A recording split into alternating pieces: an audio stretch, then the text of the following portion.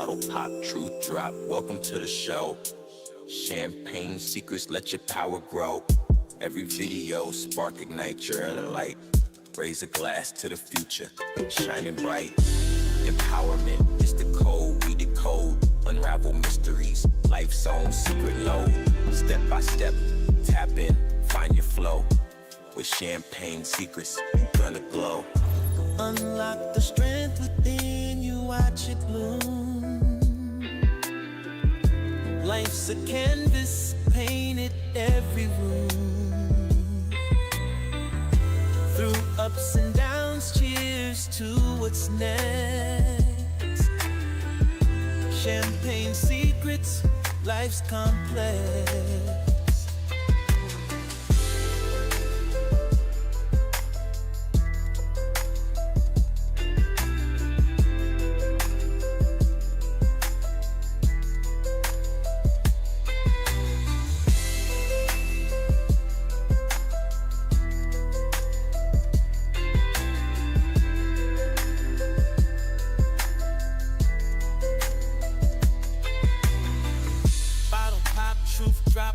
To the show, champagne secrets, let your power grow.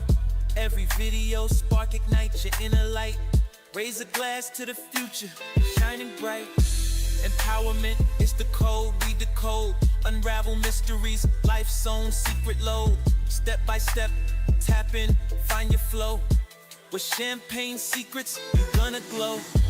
Unlock the strength within you, watch it bloom. Life's a canvas, painted every room. Through ups and downs, cheers to what's next. Champagne secrets, life's complex.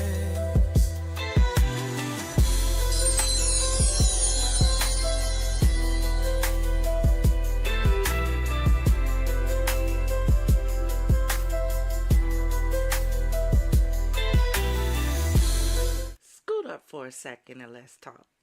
Yo, DJ, roll that beautiful champagne footage. Oh my life, oh my life, heard the secret. It was, if not, I've been seeking this special secret. This is something that I've been trying to put my friends on, and I finally found it, you know. This is a champagne secrets moment. I want to share it with y'all, so tap in.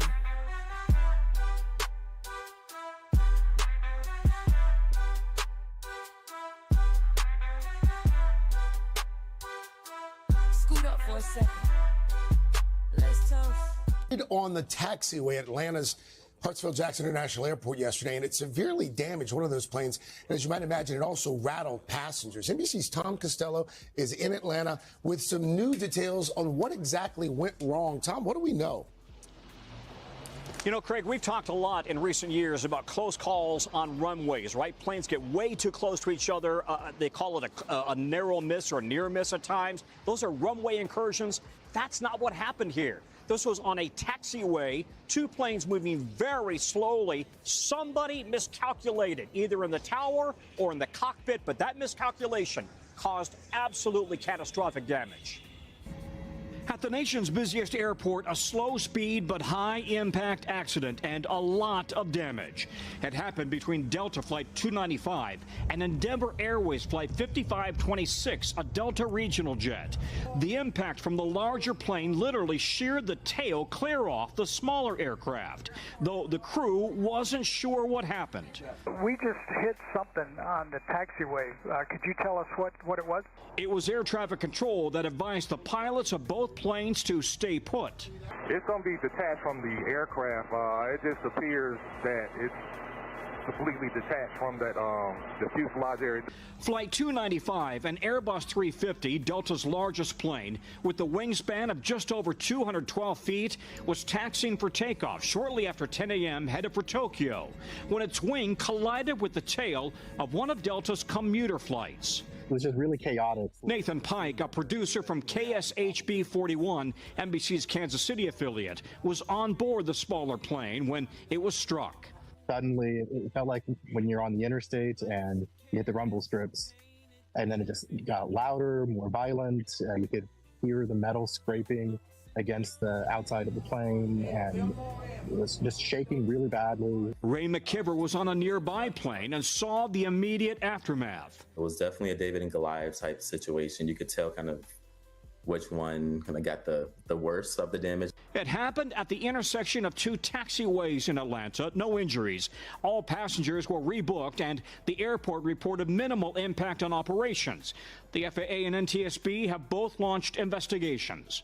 It's just too early to tell right now whether air traffic control properly did its job, or whether the Airbus A350 crew did its job, or was it a combination of the both? Regardless of who's to blame, passengers like Nathan Pike are just happy to be safe. The adrenaline has worn off now. Right now, I just want to be with my family. Tom, you just mentioned investigations there. They've already been launched. Do we know at this point what investigators are going to be focused on? Well, they're going to be listening to the cockpit voice recorders, what was said in the cockpit on both the Airbus plane and the smaller regional plane. What was the direction or the instruction from air traffic control? You know, very often incidents involve a chain of actions, not just one thing, but several things that happen all at once. But Craig, I think when you look at this plane and the damage to that Bombardier, that regional jet, that looks like it may not be salvageable. So Delta is also cooperating. A lot of questions about how this ever happened. Yeah, I'm just glad everyone's okay. Lost, the grief Tom is Costello, only Atlanta. beginning to set in. And among those who died, two 11-year-olds. They became best friends doing what they loved, competing in skating events. It's the ice dance routine that won over the judges. 11-year-olds Sean Kay and Angela Yang gave each other a fist bump as their winning scores are announced. Sean smiles broadly as he also fist bumps his coach. All three perished on Flight 5342. Sean and Angela were both on the plane with their mothers. The youngsters had been skating together for about 2 years. It's a very strong personal bond. We spoke to Sean's heartbroken father, Vitaly. It's just what they do. This is their life. Rising star Brielle Byer is a cancer survivor and turned 12 just 2 weeks ago. She was on the flight with her mom, Justina, who created this elaborate balloon backdrop for Brielle's birthday party. Justina made all this by hand. Every birthday, every event for the kids had to be special. Brielle's dad, Andy, is inconsolable. I'm in shock right now. Everything is really numb for me right now. It's just, I think there's probably a space in my mind that I can't go to where all the pain is. It's like my daughter's room upstairs. I just can't go through that door yet. He's left to raise his 6-year-old son, Callan. So it's just me and him now, you know. There's a growing memorial on the steps of the Virginia home of the Livingstons, where 11-year-old Lydia and her 14-year-old sister Everly lived. 2 years ago, Everly was featured on local TV. My goals are to actually be a part of Team USA and travel around the world. The sisters and their parents were on the doomed flight. Now, they're all gone. This video was posted by 16-year-old Spencer Lane. It is his last performance on the ice. He lands a perfect triple toe loop at the development camp in Wichita. My name is Ian, everybody. Today, flight attendant Ian Epstein is trending after former passengers started sharing videos of his charming in-flight announcements, calling him the best flight host ever. There is absolutely positively no, and I mean no, frowning at all on this airplane. Christina Stovall's son Mikey was on the flight with 6 buddies. They were all heading home from a hunting trip. They reassured me none of those guys knew what happened. It was so instant that there was no time to fear or anything. It was instantaneous. I guess that's a blessing. American Airlines announced today that it'll be retiring the number of that doomed flight. There will never, ever again be a flight 5342. 7 injured after a plane crash in Brazil. Now, this is video from Sao Paulo. You can see fire and black smoke coming from what appears to be a crash site. Now, we don't know what caused the plane to go down, but pieces of the wreckage are reported to have hit a bus and cyclists. Other pedestrians in the area are also being treated, and we'll continue to follow the story for you and have the latest information when it becomes available. Right now, we're also following breaking news out of Alaska, where crews are still looking for any signs of a missing plane in rural Alaska, which has now been missing for almost 18 hours. Local fire departments started ground searches overnight, and U.S. Coast Guard and Air Force have joined in to help with in-air and on-water searches. Now take a look at the map on your screen. This shows the last known location of the jet carrying 10 people. This disappearance marks the third major U.S. aviation incident in just 8 days. We'll bring you any updates we get on the search.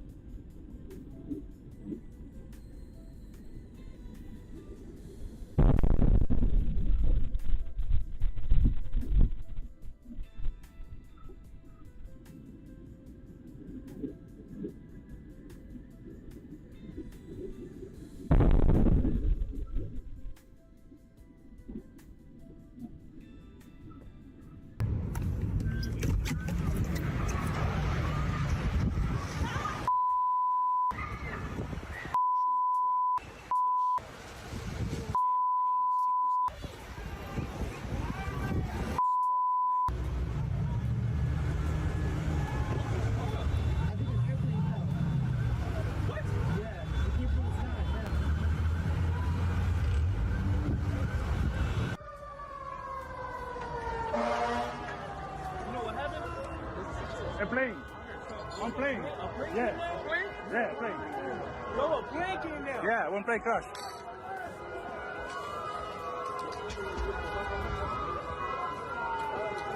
No. My goodness, bro. Oh my God. It's crazy.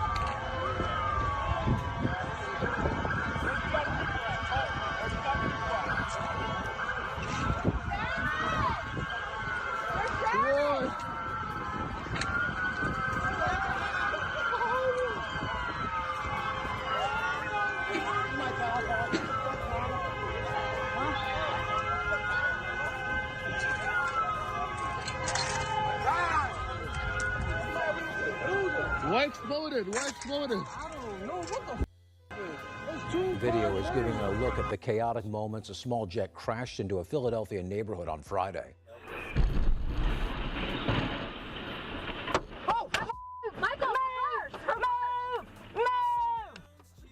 That plane was carrying a child patient, her mother, and 4 others. The plane crashed just 40 seconds after taking off, killing at least 7 people and injuring 24 more. They're going to look at weather. Was there medical concerns?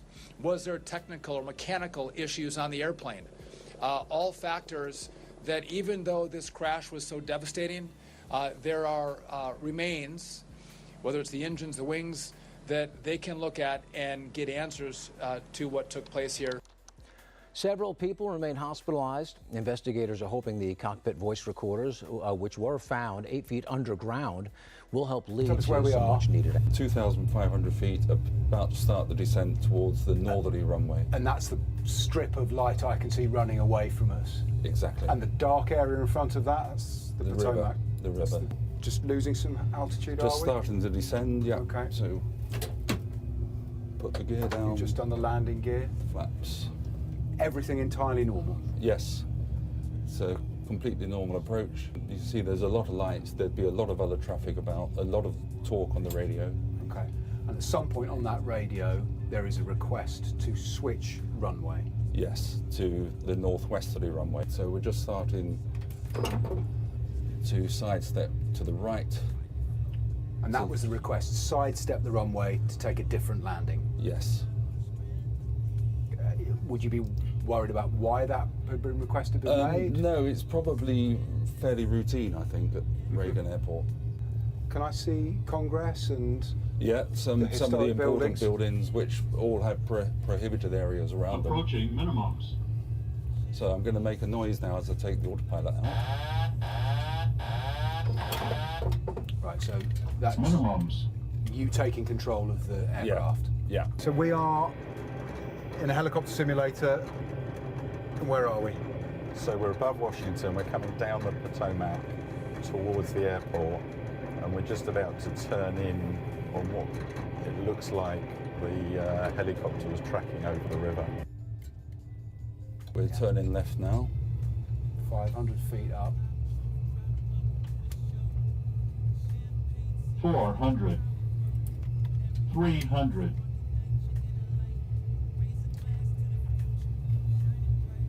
And suddenly, this is where the flight ended. This is exactly the angle I reckon they were flying at. Just about here, just about at this height. Neither perhaps will have known much about it. No, not until it actually happened, I reckon.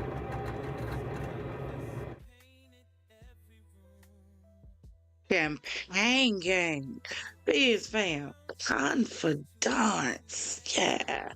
Welcome to the Champagne City. And you have entered Champagne Studios. Welcome to Champagne Secrets TV. All of my FizzFam, all of my Champagne gang, do me a favor and load the chat with some champagne glasses. Let them know you're in the house. Thank you for joining me today for another champagne conversation. Now, y'all listen. If y'all feel anything like I do, I think I saw Niecy B say in the chat, there's something spoiled in the milk. It's definitely something going on, because what's going on with all the planes? Somebody tell me something. Some of us just got used to flying, and y'all about to make us go on a hiatus again.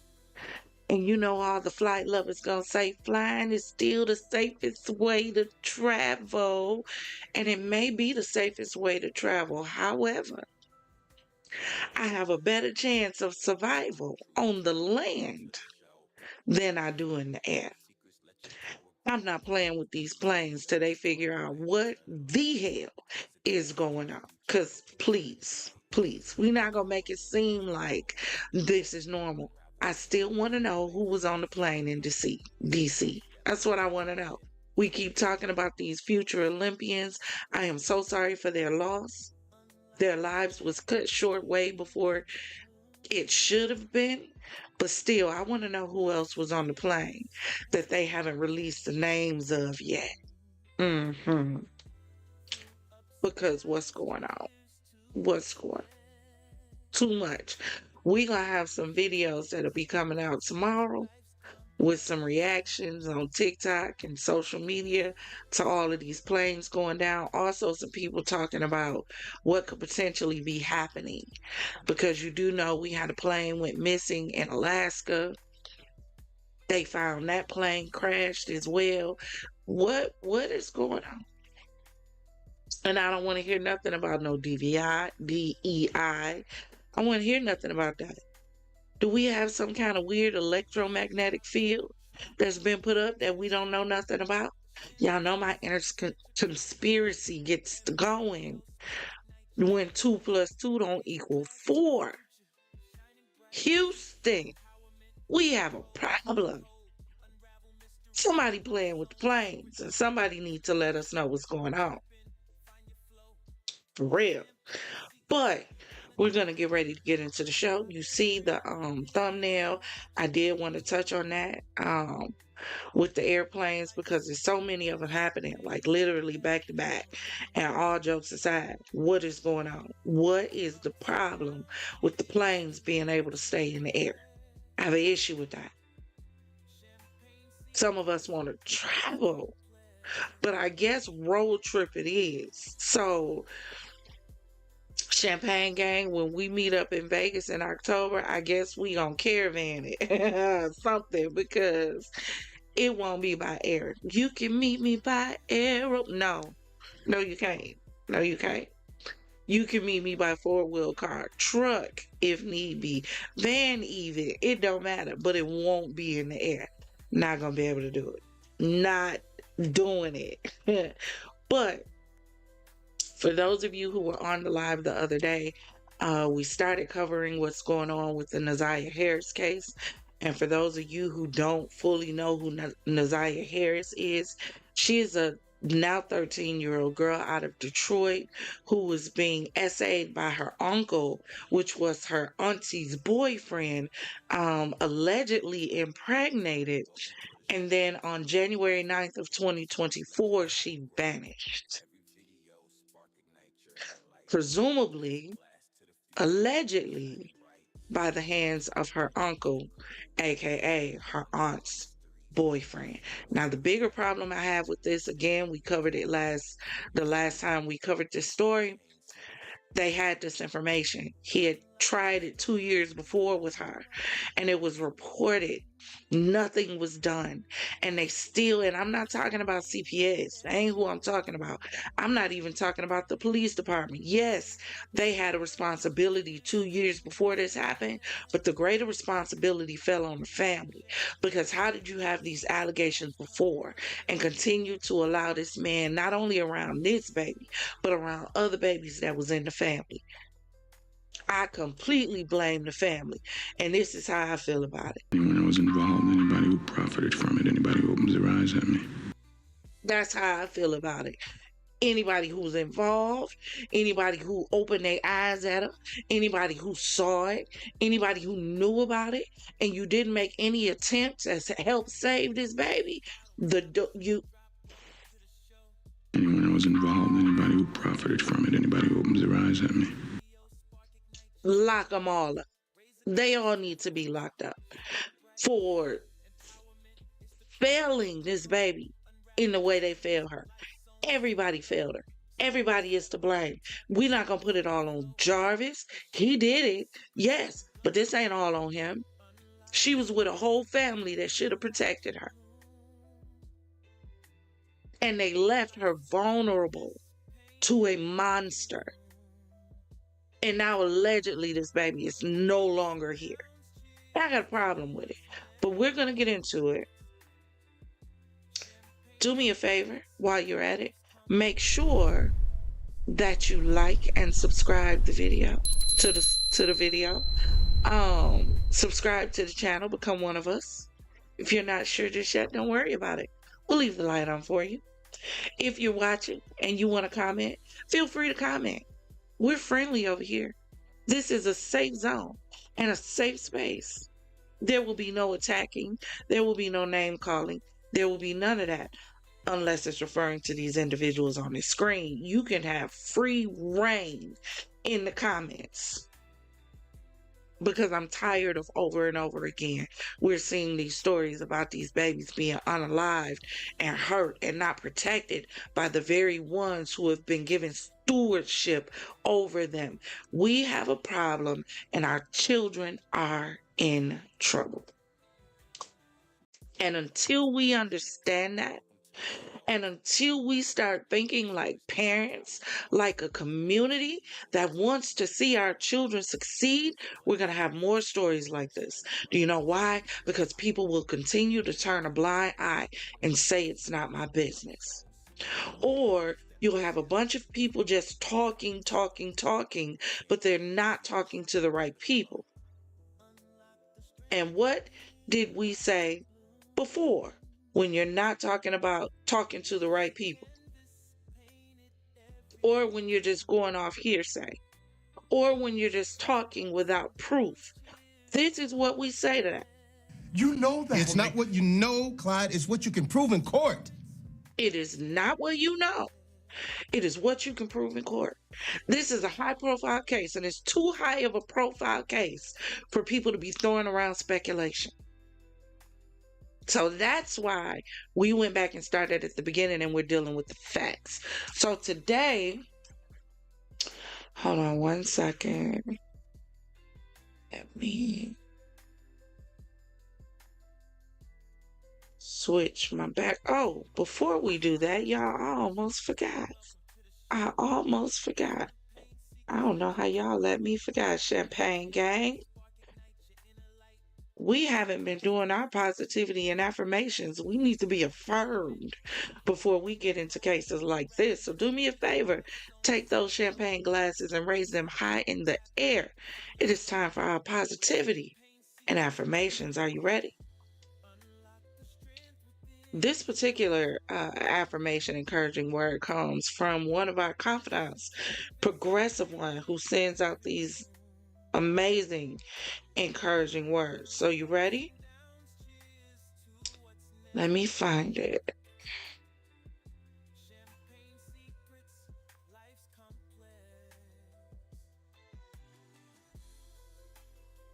Hold on, y'all. Here we go. The law of attraction is not theory. It is an unshakable truth. The energy you emit determines the life you live. If you're radiating negativity, step back, shut up, fix yourself.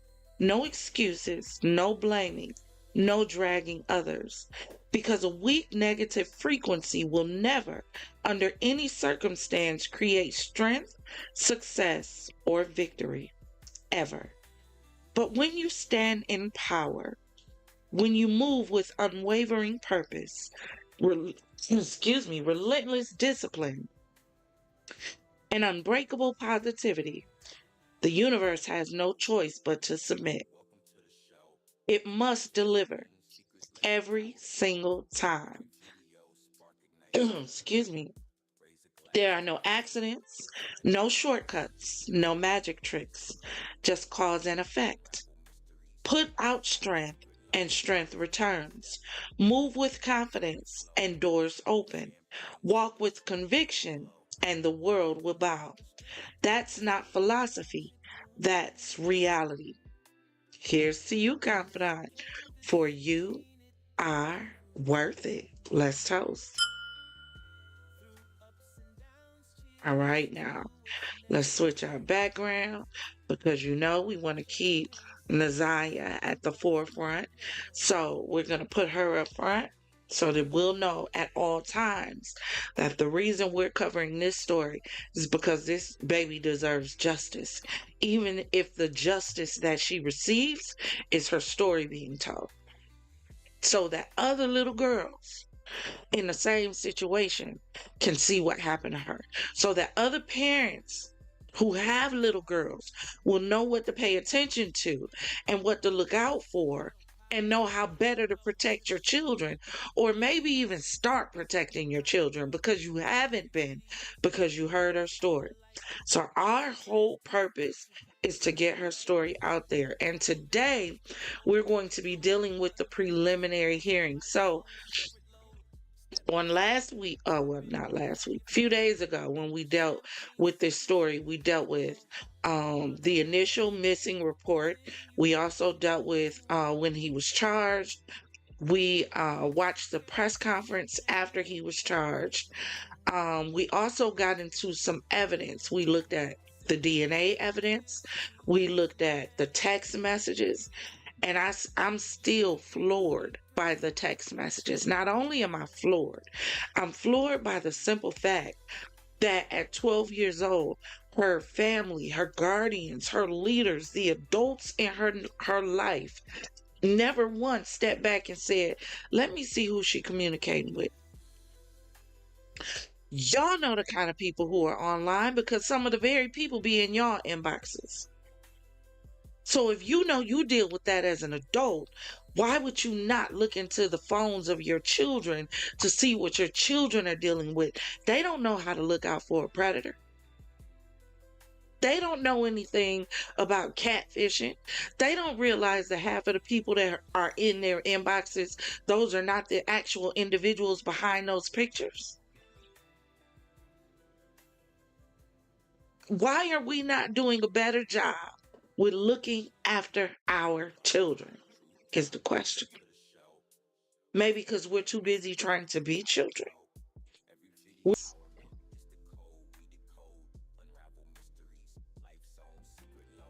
Come on now. We got to do better. But let's get into it.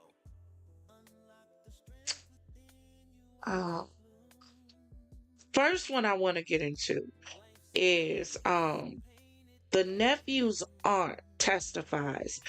And I think she would have been, outside of the individuals that caused her to disappear, one of the last people to see Naziah. So I want us to listen closely to her testimony at the preliminary hearing.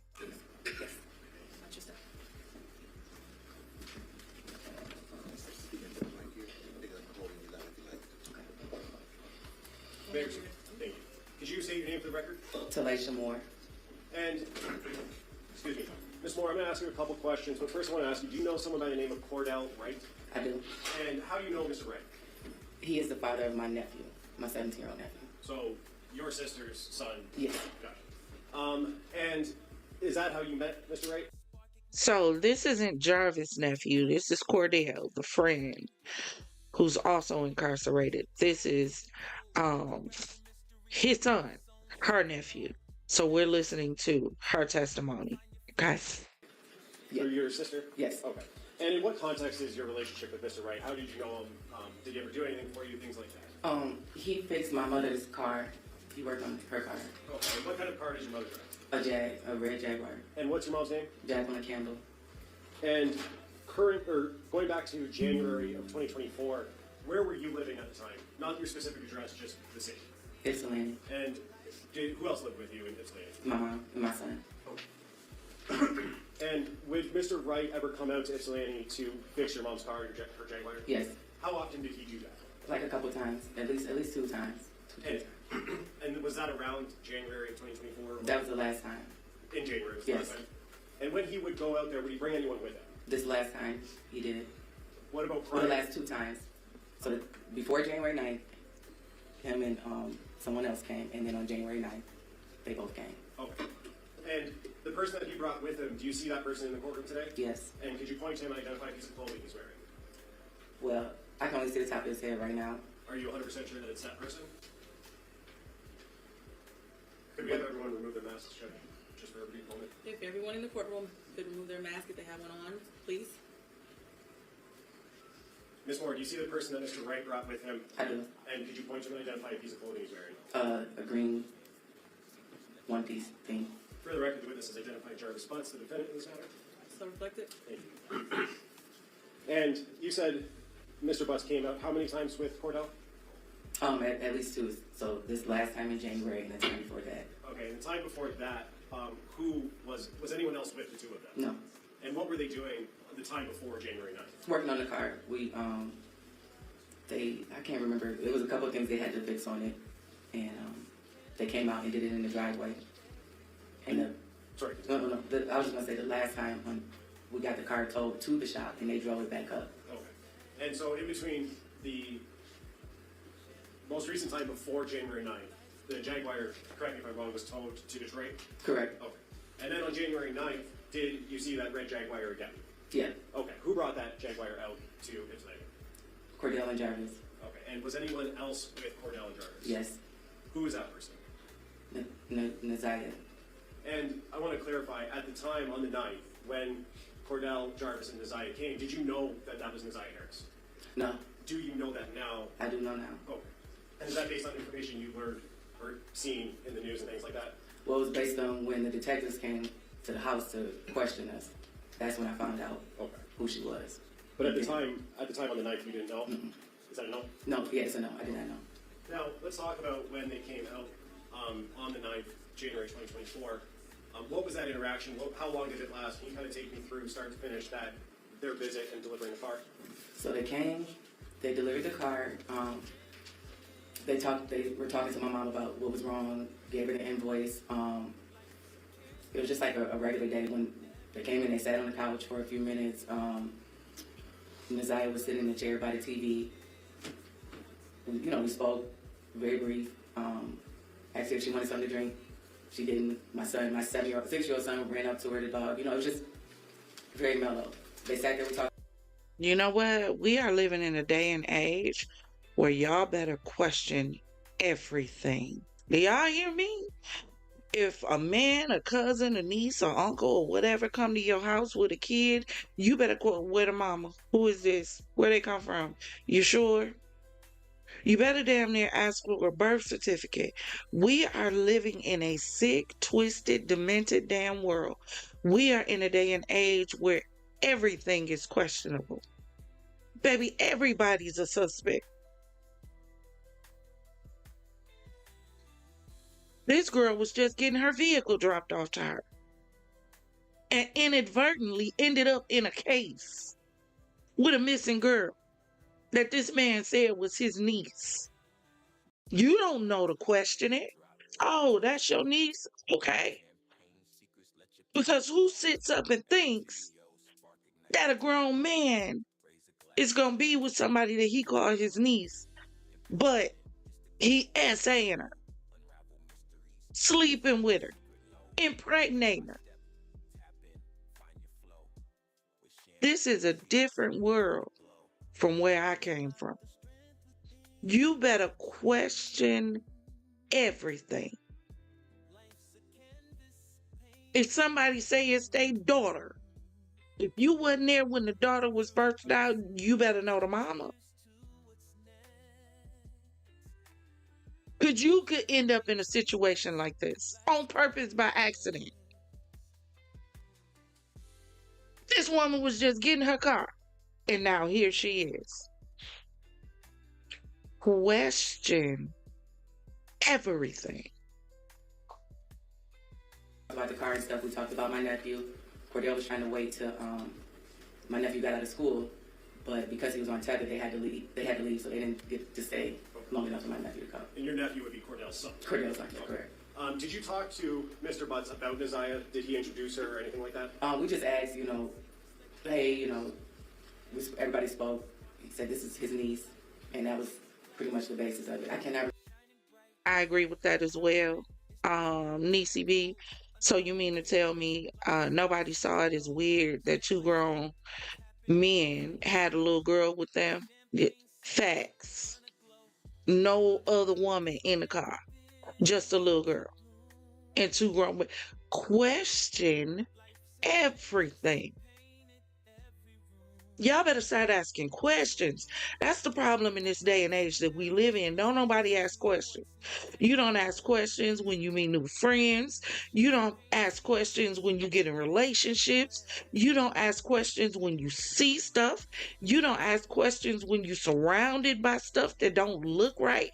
How many of these kids now ending up in messed up situations because they was in a vehicle with their friend, decided to go somewhere with their friend, and now they sitting in a police interrogation because their friend decided to do something stupid? Y'all better question everything. If it don't look right, and it don't feel right, chances are it ain't right. Remember if he said her name or not, but he did introduce her as his niece. And so, just to be clear, not sure about the name, but he said this is his niece about Ms. Aya. Is that a yes? That's a yes, I'm sorry. Okay. And then after that conversation, well, let me ask you, during that time when they were there, did you notice anything that was unsettling or concerning about Ms. Aya? No. It was just a normal interaction? Yes. After that interaction was over, did the three of them, Cordell, Jarvis, and Ms. Aya, leave your house? Yes. Okay. And as far as you know, they were headed back to Detroit, correct? Correct.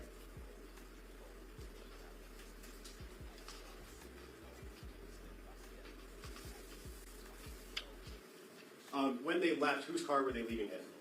Cordell's truck. And all three of them were in the same car? Yes. And you said that they were delivering the Jaguar to your mom or to your house, correct? Yes. Did you see them pull up? Do you know what the driving and seating arrangements was? I do not. I have nothing further to say. Thanks, Russ.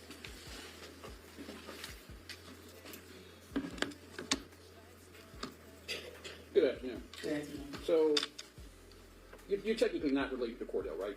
Correct. That's just the uncle. I'm sorry, he is the The father father. of your nephew. Okay. How would you say your relationship is with Mr. Wright? It's cool, like, no issues. You got along with him well? Mm-hmm. Okay. Yes. And you know Cordell worked as a mechanic? Correct. Okay. And how long has he worked on your vehicles? Was this something new, or had he worked on your vehicles previously? I think he might have changed the oil on one of my cars a couple years back, but not that frequently. Okay. And you knew he had did you know he had a shop that he worked out of? Yes. Okay. Had you been to the shop? Yes. Okay. And you said that there was a time prior to January 9th that he came up and worked on the car, correct? Correct. And you said that my client was with him that time. Correct. Do you recall when that was? It had to be in the summer. I cannot recall the exact date. But it was summer of 2023? Yes. Okay. And that was the first time you had seen Jarvis Butts? Yes. Did you say anything to him that day? Yes, The first time? yes. We talked about me being a member of Zeta and that he had a cousin or somebody that was a Zeta. We all went to O'Reilly's to get some parts or something for the car. Okay. Stopped and got something to eat, came back, but it was very mellow, like. So that summer of 2023, you had a fairly decent conversation with them, correct? Correct. And it lasted for a period of time, correct? Correct. So on January 9th, when you saw him, you knew who he was. Correct. You had recognized him because you had spent time with him, correct? Correct. Okay. So you had the car, and you knew that he was partnered with Cordell at the shop, correct? Correct. Okay. So on January 9th, approximately when did you have the car towed down to his shop? I think we had it towed maybe like the 4th or the 5th. So it was there from the 4th, okay. And it was the 9th that they brought it back? Correct. Okay. Do you know approximately what time the car was brought back? It had to be before 3:30 p.m. It was 3:30? No. It had to be before 5:30 because my sister got off work at 5:30. So mid-afternoon. Okay. But you're not sure the exact time? I'm not sure the exact time. Was it light or dark outside? It was still light out. Okay. And they came up, they pulled the Jaguar in first, the driveway. Correct. Right. And then Cordell's car was behind it. I believe so. Okay. When they pulled up, did you see them exit the vehicles? No. Okay. So you don't know who was driving? I don't. Okay. So at that point, they came into the house, correct? Correct. And did they all walk in together? Or Yes. Okay. So Cordell came in, followed by Jarvis, correct? I can't tell you the exact. I don't know if Naziah walked in first or if Jarvis walked in first. Okay. And this young lady. And to be fair, you didn't know who she was, correct? Not at all. Do you recall what she was wearing when she came? I think she had on a jacket.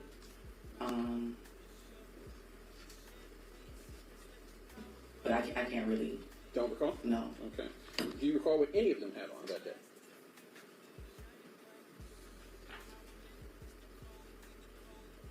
Not really. Okay. So, do you recall, without going into your house, was it dark, light in your house? Were the lights on? The lights were on. Okay.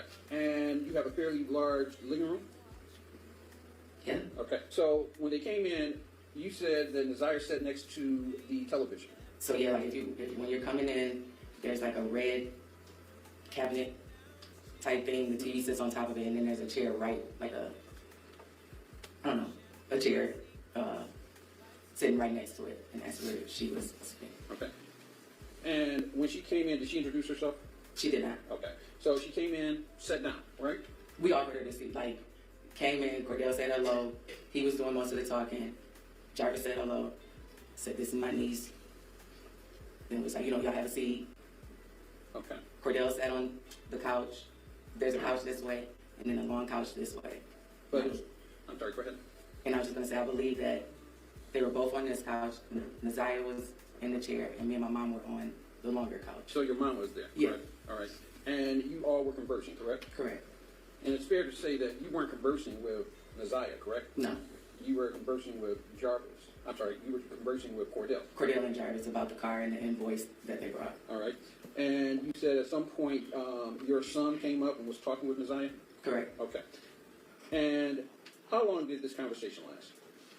Like all of our conversations? Right. How long were they there? Probably between like 30, 45 minutes. Okay. Maybe an hour. And while they were there, you didn't notice anything, and I think you already mentioned this, you didn't notice anything out of the ordinary, correct? Correct.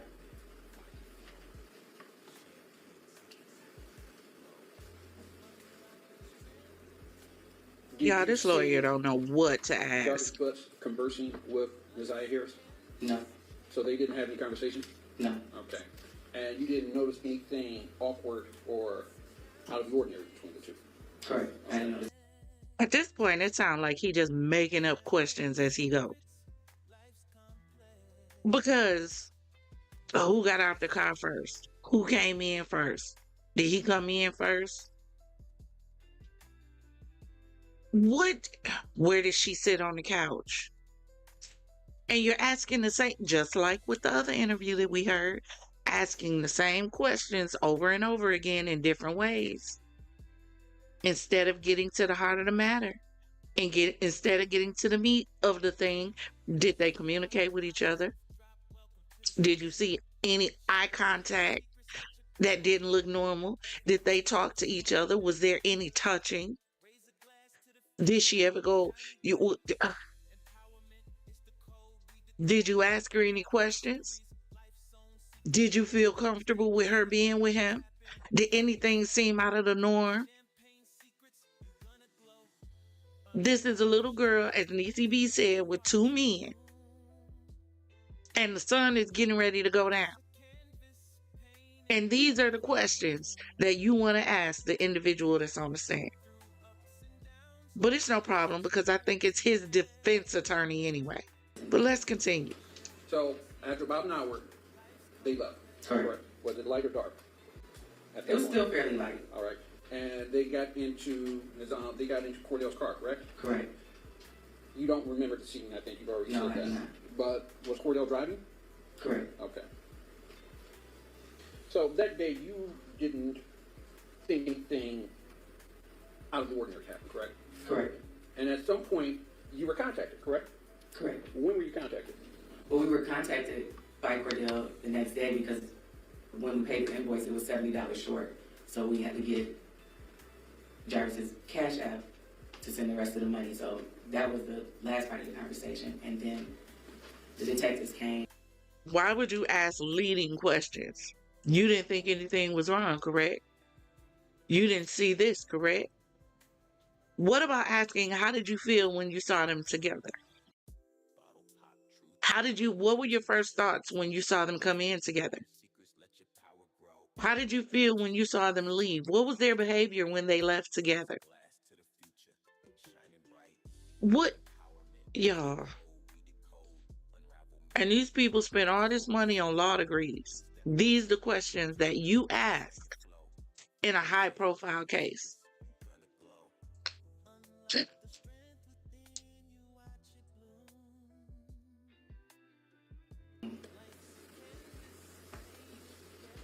want to say the end of March.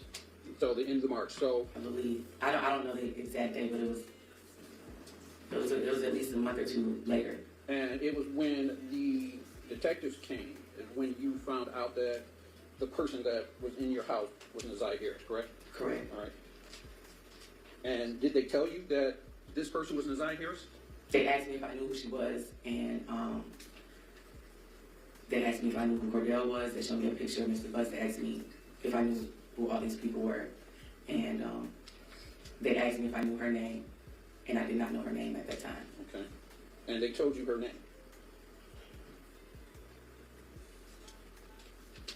Honestly, I don't know. Okay. And at any point, did you look up why they were there or look up any information about this case? Yeah, after they left. After they left? Mm-hmm. Okay, and what did you look up? Objection, Elvis. I just want to see where her information came from. It's on the results of what she looked up. I want to see the information that she had that go into her testimony. Go ahead. There's obviously there's podcasts out that are a bit unfavorable. It's not obvious. I Well, don't know. Okay, you don't know. Okay. What did you look up? I looked up Mr. Butt's oldest record. Okay. But I tried to type in his name, I typed in Cordell's name, tried to see if anything came up. At that time, there wasn't anything posted, but I didn't find much, other than his record. Okay. This one, yeah.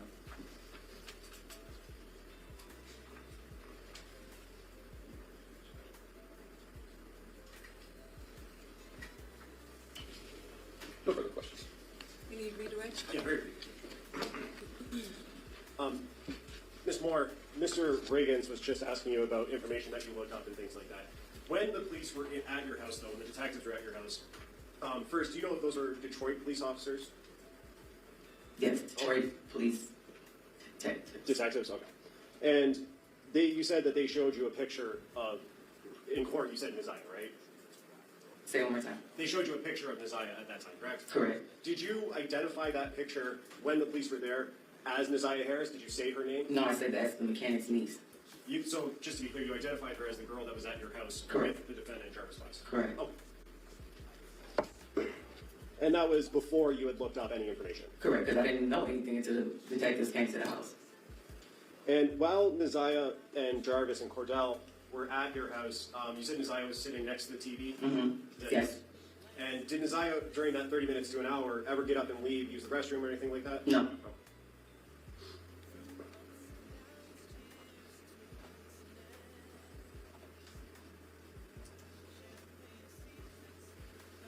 And you mentioned earlier that Cordell was on a tether and that's the reason he had to leave, right?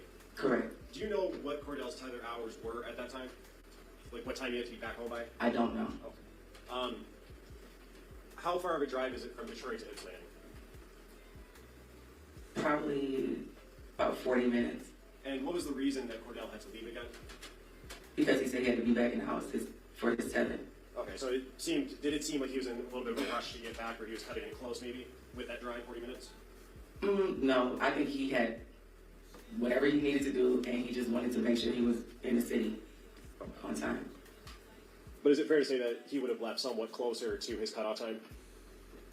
If that's the reason he left, or that he said? Yeah, I object. I think that calls for speculation on her part.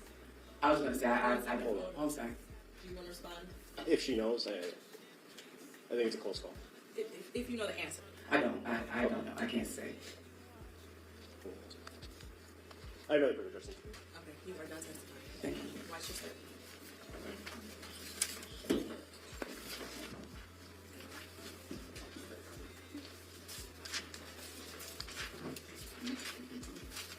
Ms. Ripley? Yes, Judge. At this time, people would call Tawana Butts. I was going to ask, does anyone need a 5-10 minute break? Are we all okay? I'll take it. Okay, 5 minutes. Use the restroom. Hold on, let me get me back up here. So, that was Cordell's son's auntie. Few problems that I have with this story. It's getting late, and you see a grown man with a child. And two grown men, I'm sorry, let's be correct about it, with a child, a young girl. As a mother, naturally, some kind of instinct should kick up to say, okay, what's going on here? Who is this? Little girl, who is your mama? Where your mama at? Does she know where you at? It's getting dark. She didn't say when they got ready to leave that either one of them said that they were leaving to get the little girl back home. What was said was they were leaving because he was on tether and he had to be back before, what's that, bracelet, house arrest? Before it pinged him in a different location. They made it there, according to her testimony. Did she say around 4-ish? Stayed 40 minutes, 45 minutes. Give you take a little bit in order for you to get back in the car and pull out. And it takes another 40 minutes for you to get home. So this would have been put it around 6-ish. If her testimony was correct, right? So nobody's concerned about preteen being out and away from home. And it's after 5 o'clock. It's about to start getting dark. Because remember, this is January 9th. January, it gets dark. What y'all say? About 6 p.m.? And no one's concerned about this baby still being out? What happened to the village? There was a day and age when I was younger. You had your butt out in the street. Somebody beat and stopped you. Where your mama at? Where you stay at? I suggest you get home. Retchway. Where's the village? Everything is, that ain't my business. Until it is your business. Until you're dealing with the very thing that wasn't your business when it was somebody else. Hold on. My allergies cutting up. Hold on.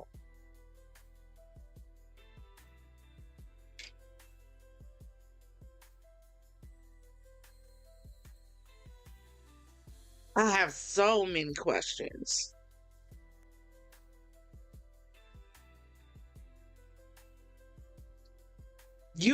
This is a day and age, y'all, where we got to start really paying attention to everything going on around us.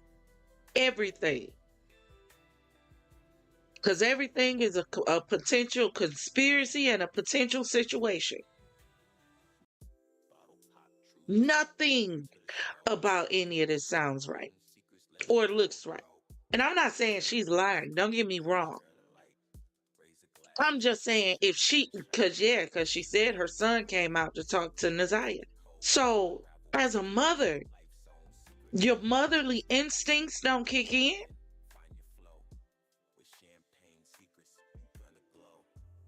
You don't stop to think about how it would look if your child was just randomly riding around with a car full of men. It was only 2. So what? They was grown as fuck. With a 12-year-old. No other woman in sight. Driving 40 minutes away.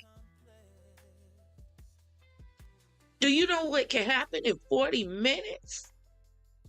Child. Drop in the comments and let me know what y'all think. But this next one, we're going to listen to. And y'all, I have not listened to any of these. Hold on.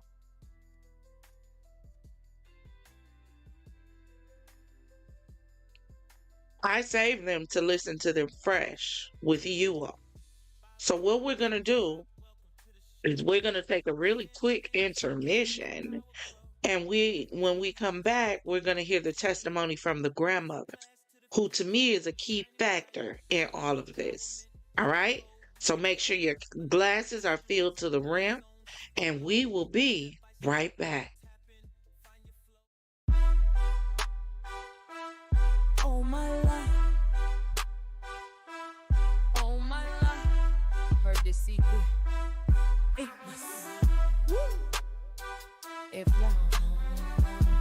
I've been seeking this special secret. This is something that I've been trying to put my friends on,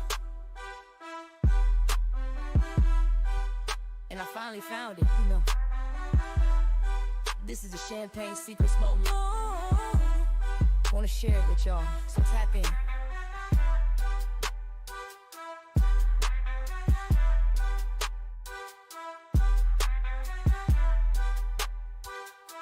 Scoot up for a second. Let's toast.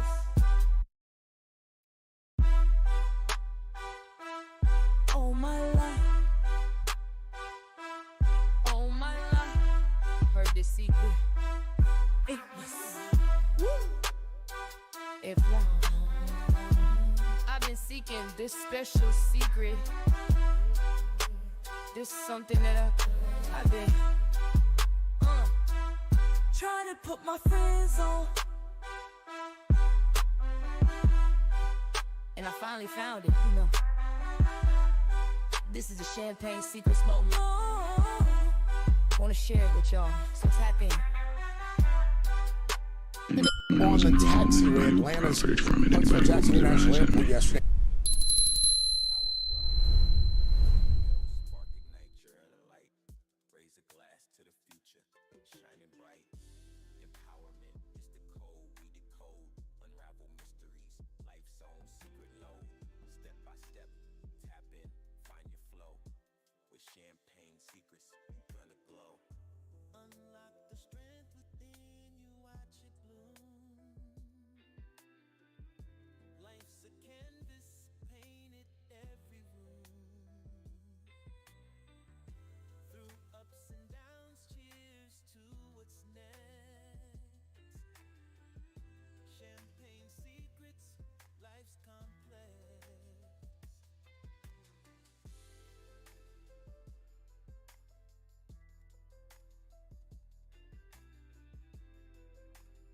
I done did all that talking and y'all couldn't hear a word I was saying.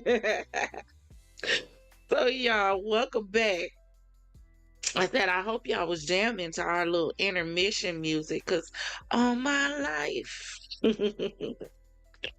I've been looking for this special secret, and I finally found it. Yes. But we're gonna get back into the show. And we're going to get into this grandmother's testimony, because I firmly believe that this grandmother is key to all of this. I really believe she is. I don't know where, when, how, or what, but somehow this grandmother is the key. So we're going to get into it. Just so everyone knows, again, I don't know if you heard me, but I do not listen to this stuff before I go over it with you. So my reaction to it is as raw as your reaction to it if you have not seen it before. So we're going to get into it and we're going to watch it together, because again, I want you to pay attention to what she's saying, because I feel like this grandmother knows more than she says she knows. Right? So we're going to get into it. Give me 1 second. Just that walking up the stairs here.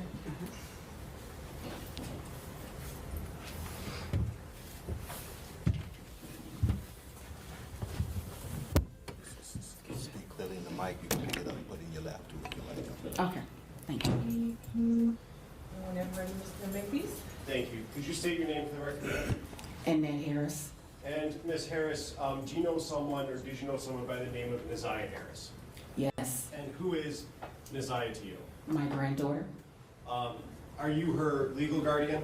Yes, I am. When did you become her legal guardian? I adopted Neziah back in 2016. And that was court work or paperwork filed and all of that to legally adopt her? Yes, it took a process. Oh. Yes. And back in January of 2024, did Naziah live with you? Yes. I don't want to know the specific address, but what street did you live on? Bedford. And is that in the city of Detroit, Wayne County? Yes, it is. How long had Naziah been living with you at that address on Bedford? Oh, wow. Basically, I mean, ever since I had her. I mean. Since 2016? Well, we moved to another house. Okay, when did you move into the Bedford house? Let me see. 2019, we moved in that house and then moved in the house that I am now, which is still on Bedford. Okay. And did Naziah make those moves with you? Yes. And in January of 2024, at that Bedford location, who else lived there? Just me, the kids. My other daughter lived with me at the other address. But it was just basically me and my kids and Shannon. And who is Shannon? My daughter. And what's her last name? Harris. And she lived with you and Naziah and the other kids at the Bedford location? At the first Bedford location. Okay. Yes. At that first Bedford location, how many other kids in addition to Naziah lived there? My other two, my grandson and my other grandchildren. Okay. So how many kids total in that house? Let's see. 6. Should have been 6. And you and Shannon, correct? Well, Living there. Shannon, she was there, but she wasn't really like there all the time. Okay. She would spend more majority of her time at my house, but actually Shannon had her place out in Clinton Township. And when you were there in January of 24, how old was Naziah at that time?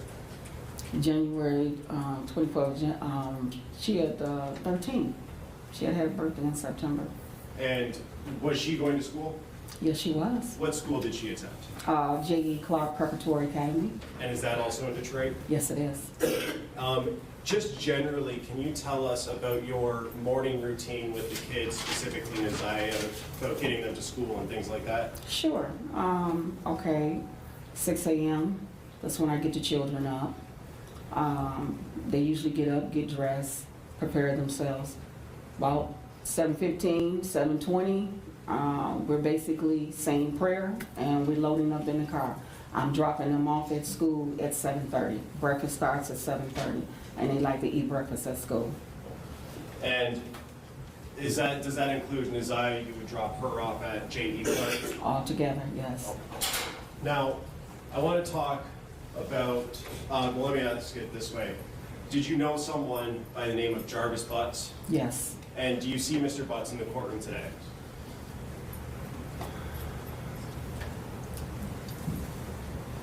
If you need to stand up and look around.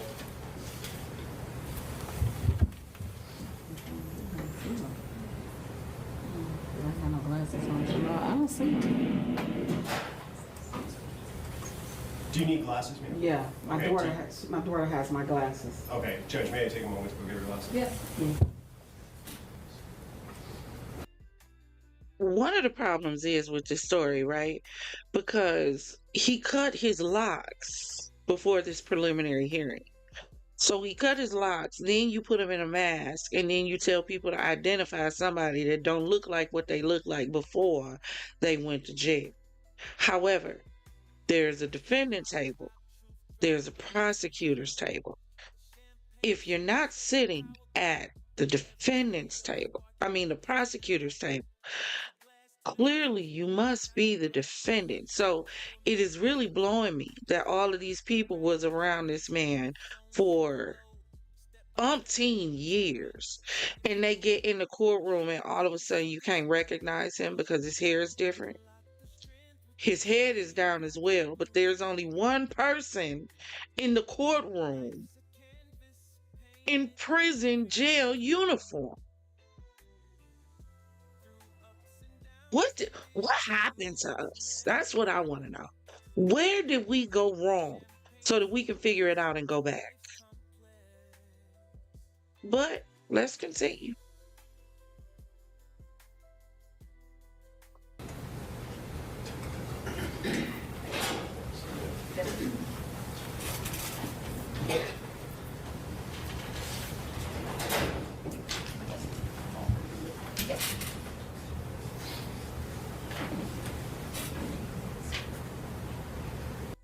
Listen, if you've been in a car accident, don't call an attorney. Use this AI app instead. That's what I did, and that's how I got this $140,000 check.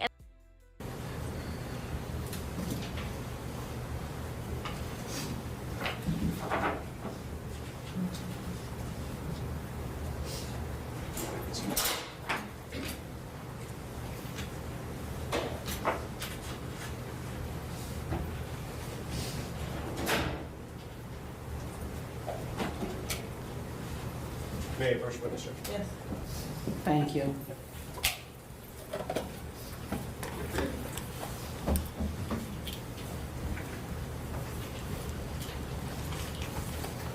And if you could just stand up and take another look around. Okay. Yes. Do you see Mr. Butts in the courtroom today? Yes. Could you Yes. point to him and identify a piece of clothing that he's wearing? Blue uniform with the blue mask. For the record, the witness has identified Jarvis Butts, the defendant, in this matter. So reflected? And may I approach the witness again, Judge? Yeah. I'm approaching with what's already been admitted as People's 9.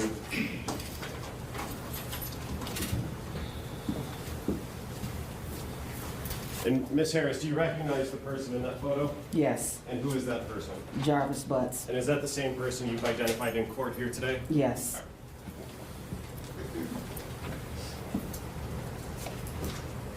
And Ms. Harris, how did you know Mr. Butts back in January of 2024? He's the father of my daughter's children. And is that daughter Shannon Harris? Yes. Okay. How many kids do they have together? 5. And would he come around your house on Bedford in January or the months leading up to January? Whenever he did come, he would always pull up in a white truck, and Shannon would go out to the car, and they would sit and talk or whatever, but he would very rarely come in my house. And during that time when he would come around and sit in his car, was there any times that he would interact with Nizaya that you saw? Now, we got another problem, Houston, because if you remember on the last video we did, we showed, and let me go back because I kept them. We showed the text messages. Let me pull them up. Oh. We showed the text messages between them. Remember them text messages that was talking about meter in the basement? All this stuff about the basement. You see it right there. How is it that he ain't never came in your house? But there's text messages consistently talking about meet me in the basement. In order to meet you in the basement, you have to already be in the house. So you telling me you didn't know what was going on in your house? You didn't know this person was in there for all them years?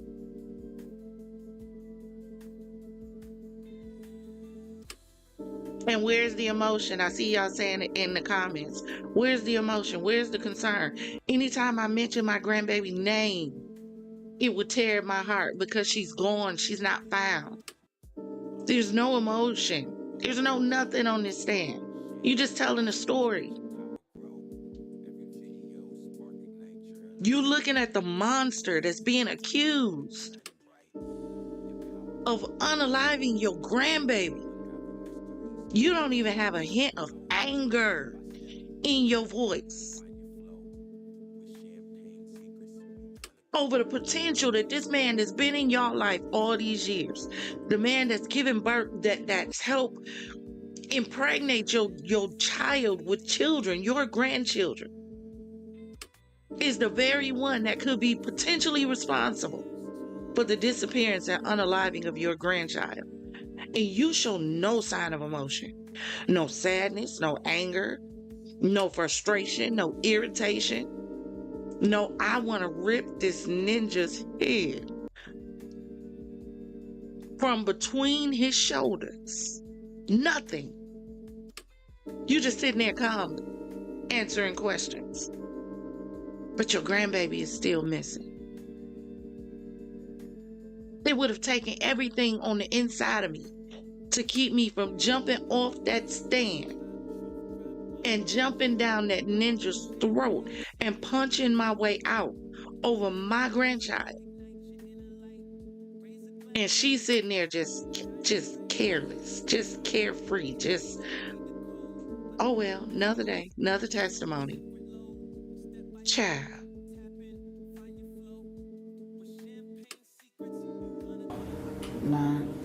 Not that I remember, no. Okay. Now I want to talk specifically about January 9th. You had described your morning routine with the kids. Did you follow that routine on January 9th? Yes, I did. And did that include dropping Neziah off at J.E. Clark 7:15 to 7:30? Yes. And can you tell us what she was wearing on January 9th, 2024? Yes, she was wearing a pair of light powdered blue jeans with a light powdered blue jacket that had the black little fur around the collar. It was like a two-piece set. Okay. And did she have a sweater on or a shirt on or something? She had a shirt. She wore a shirt underneath it. And you remember, did she have any other clothes with her on the 9th when you dropped her off? She had her little blue sweatshirt with the little hoodie. She had that with her. And do you know how or when she got that hoodie? I bought that hoodie for her, I guess it was in the fall sometime when I bought it. When I first, I mean, it wasn't nothing new. It was just one of her old hoodie jackets she used when she go to gym. Okay. And in terms of, if you know, the condition of that hoodie on the 9th, was it torn, ripped, damaged in any way? No, okay. No, it was fairly, really, like, kind of like still new, because she took pretty good care of her things. Oh. Mm-hmm. May I approach, Judge? Yes. I'm approaching with People's Proposed Exhibit 12. Ms. Harris, do you recognize what I just handed you? Yes. And is that a picture of Neziah? Yes. And do you know when that picture was taken? The same day, January the 9th, she took this picture. Oh, move to admit People's Proposed 12. Any objection? No objection. It'll be admitted as People's Exhibit 12.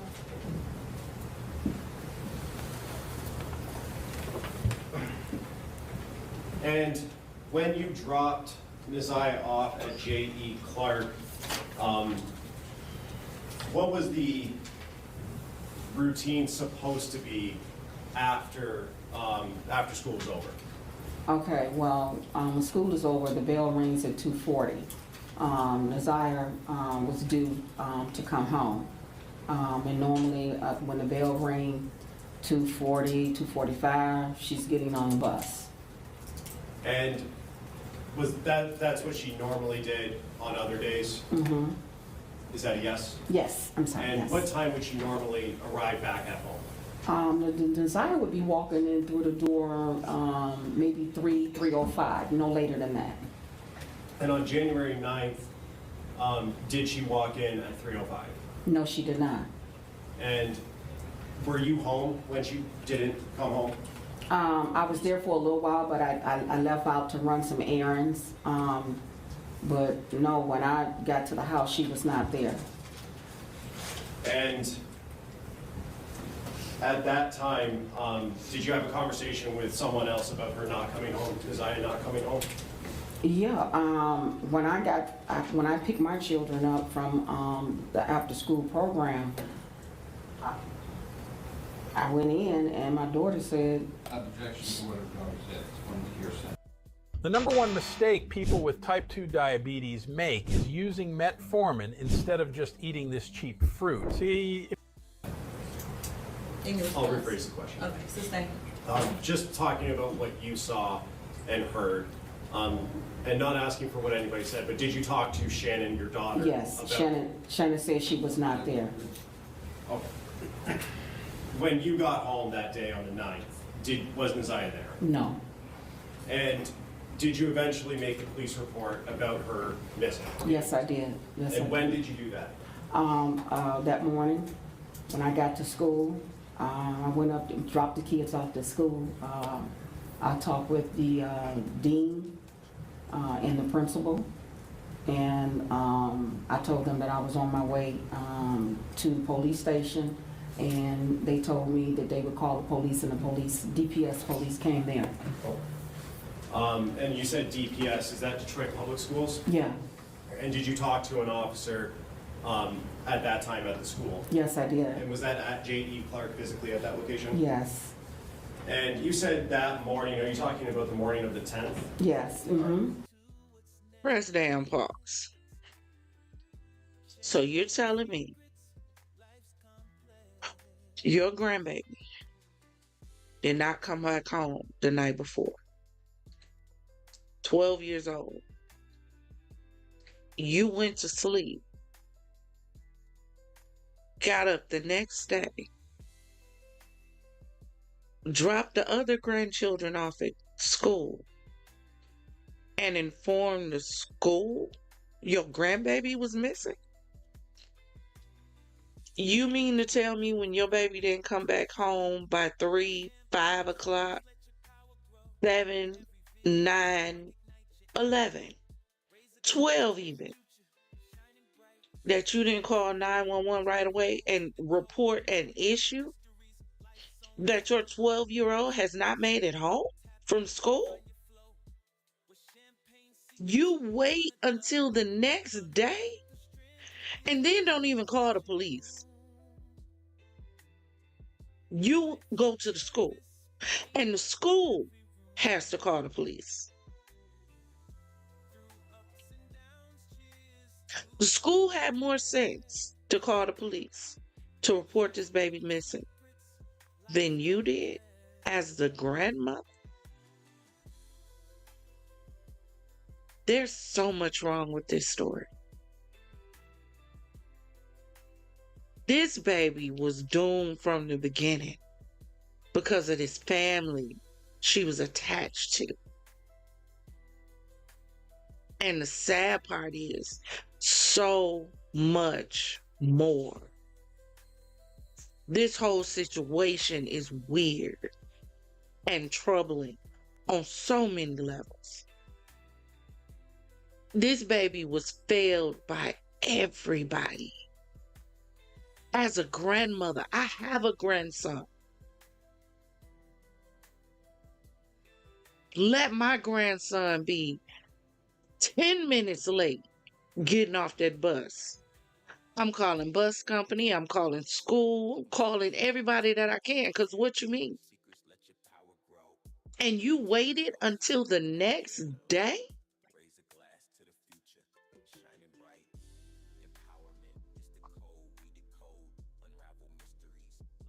If somebody can make it make sense, drop in the comments and make it make sense for me, because it doesn't for me. Not as a mother whose children you love and would give your life for. Not as a mother. Not as a grandmother. They say grandmama spoiled children and let children get away, grandchildren get away with what they never let their children get away with. My kids definitely say it.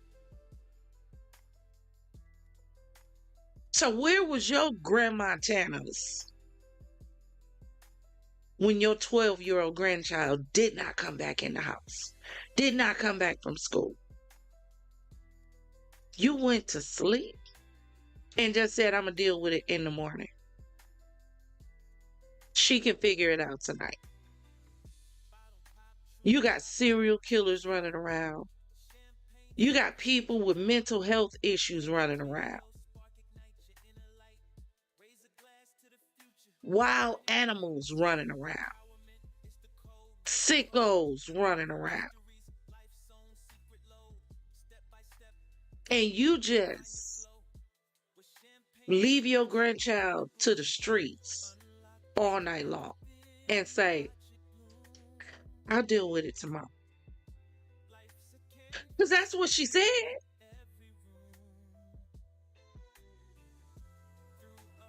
And then you got up and went to the school first. Please, y'all, come on. The more we listen to in this story, the more angry I get, because how? Why? And she still had other children in her care.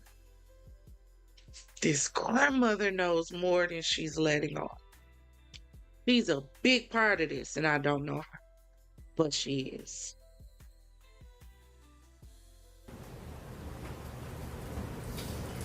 Was Neziah active on social media, if you know?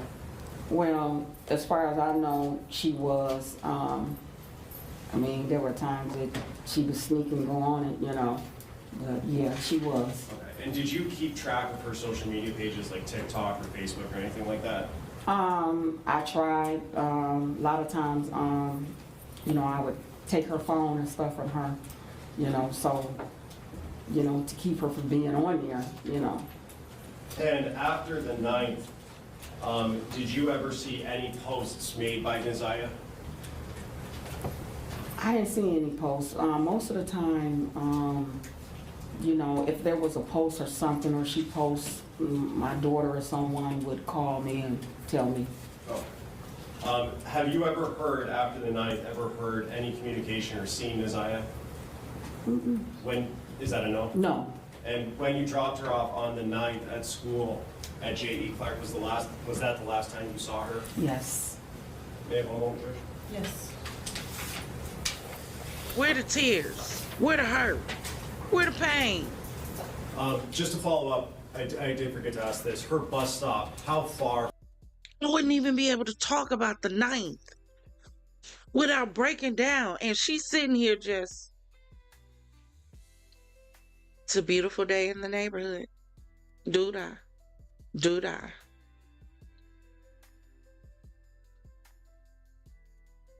Our babies are in trouble. In trouble. Because they're left to fend for themselves with individuals such as these.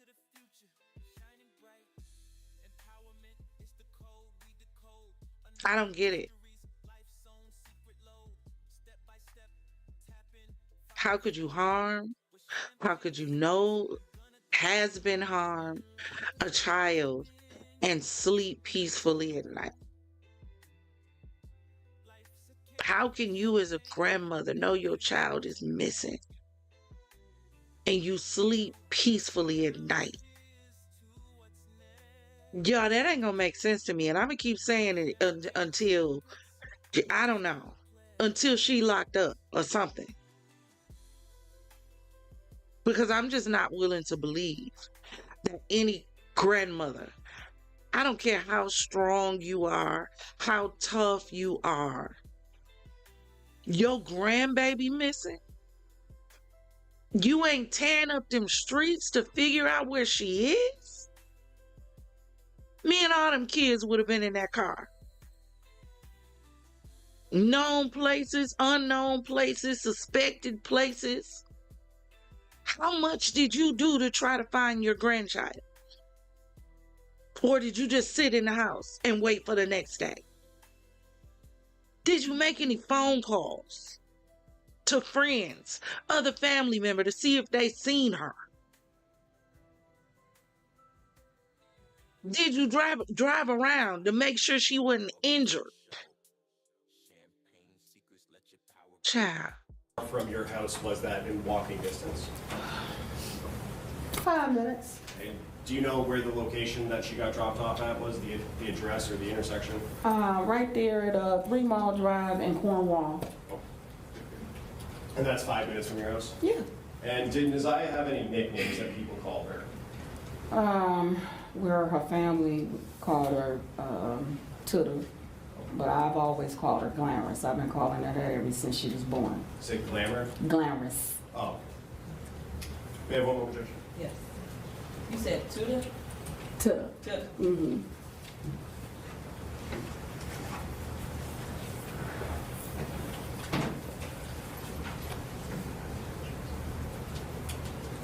have nothing further, Judge. Thank you. Thanks, Russ.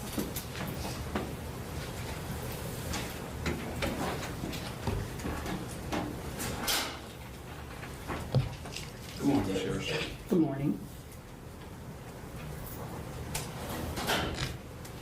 Now, you are Nazia's maternal grandmother, correct? Correct. You're also her adopted parent, correct? Correct. And you said you adopted her in 2016? Yeah, should have been 16. Okay. Is her birth mother still around? She is. Okay. Does she have a relationship with her? No. She doesn't have any type of relationship, no contact with her that you know of? Well, let me say this. I don't deal with my daughter, so she really didn't have really no contact with Nazia like that. She only came around now and then. Okay. And you testified that you currently stay on Bedford Street? Yes. And in fact, I think you testified you lived on 2 houses on Bedford Street. Correct. And did Nazia have friends on Bedford Street that you were aware of? She had friends, but her friends didn't live on Bedford. Okay. Do you know if she ever had any friends over? No. Did she ever spend the night at any of these friends' houses? No. And at your prior neighborhood, did she have friends that she may have spent the night over? No. Okay. You indicated that there are approximately 6 children in the house? Well, not now. When he asked me about the address, yes, I lived at 2 houses, which is on the same street of Bedford. Okay. Okay, so the house that we lived in before, it was my children and my daughter's children. Your daughter being Shannon? No, Marquita. Marquita, Mhm. okay.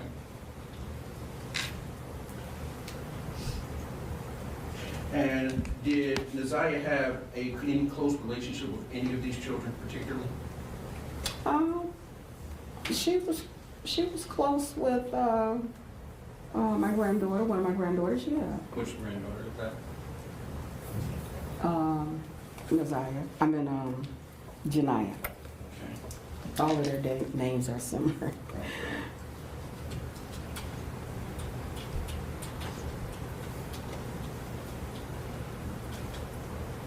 And Janiyah is Shannon's daughter? Yes. That would be Jarvis's daughter as well, correct? Correct.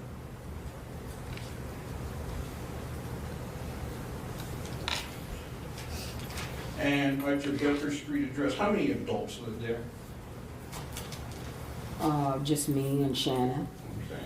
When did Shannon move in? I'm sorry. When did Shannon move in to Bedford? Oh, I guess back in October, last October or something. That would be October of 23? Yeah. Okay. So in January of 24, she was there, correct? Mm-hmm. Sorry, is that a yes? Yes. Uh-huh. Okay. Yes.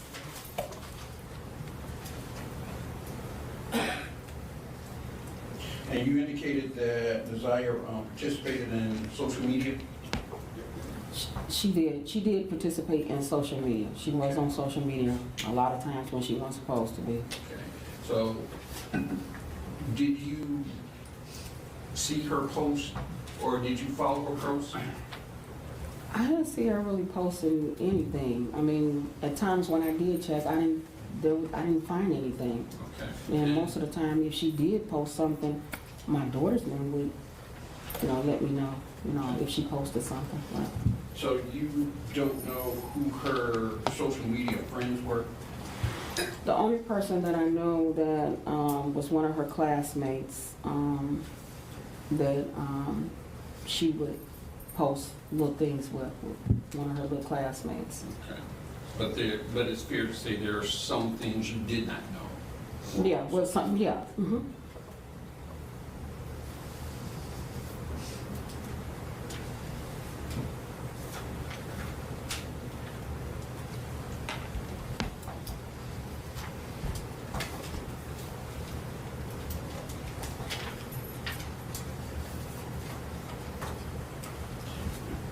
You indicated that you drove Neziah to school every day, correct? Correct. Who else went to school in Neziah? My other two children, Shannon's children. Okay. And what type of student was Neziah? Neziah was a very good student.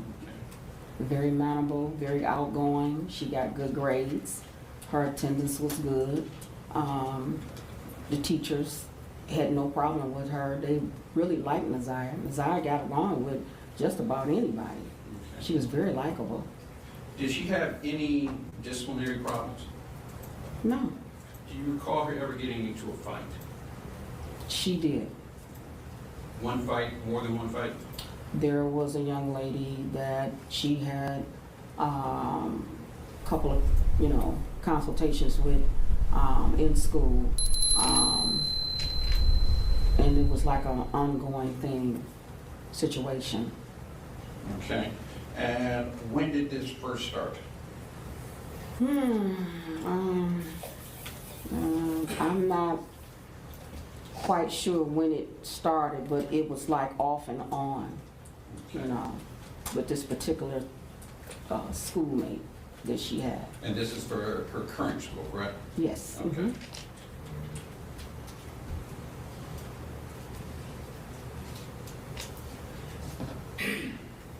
Now, did Neziah participate in any extracurricular activities? Was she on band? Listen, Niecy B, I would have had a doggone t-shirt right on in court that said Neziah Harris on it. What do you mean? I absolutely agree with you. She ain't choked up. She ain't crying. She having to remember the last day that she saw her grandbaby. And I have a problem that there's no emotion coming out. And I can hear somebody now, oh, well, everybody ain't emotional. Please, when your 12-year-old grandchild is missing, there's going to be some emotion. Even if you ain't snotting and crying, baby, there's going to be some emotion. And the individual that's being charged with it is sitting right there in court with you. Somebody that you've had in your house. Oh, there's going to be some emotion. There's going to be some something. Not with her, though. Just nothing. Nothing. Just empty.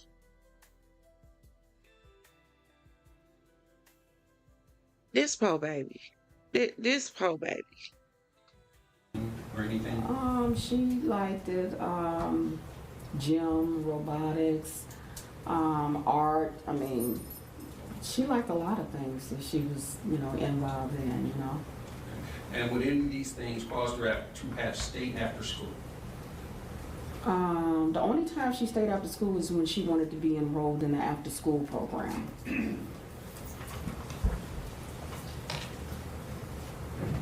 Just a moment.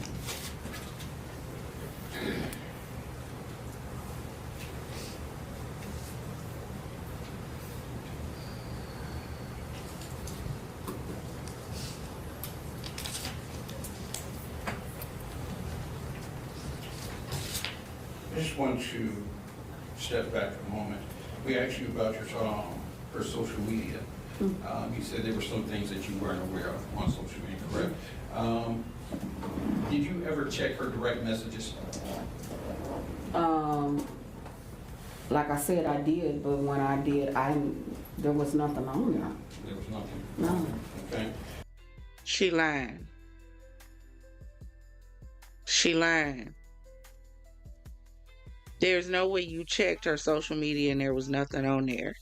But you have all these text messages and all this other stuff that was still on her phone. If she was deleting her messages from social media, then she would have been deleting the text messages from her phone, which she did not.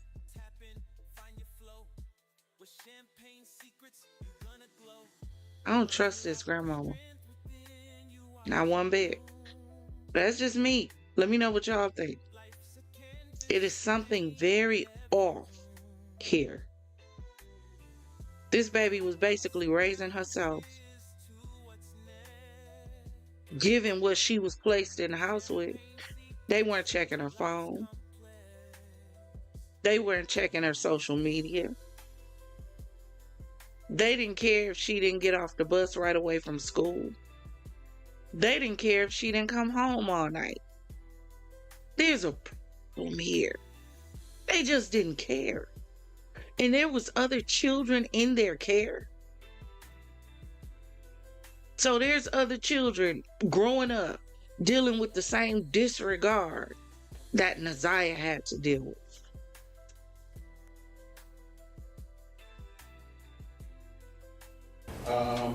Did you monitor any of her conversations? Yeah.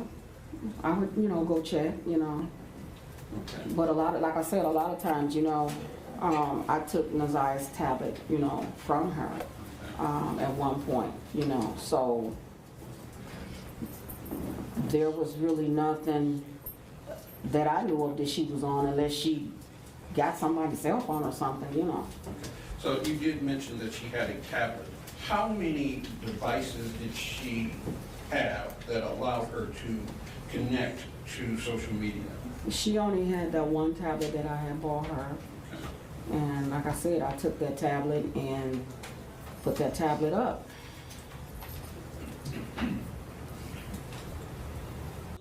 Check this out. I'm going to show you how I afforded this car. Okay, you ready? All right, $118. So on January 9th, you took her to school, correct?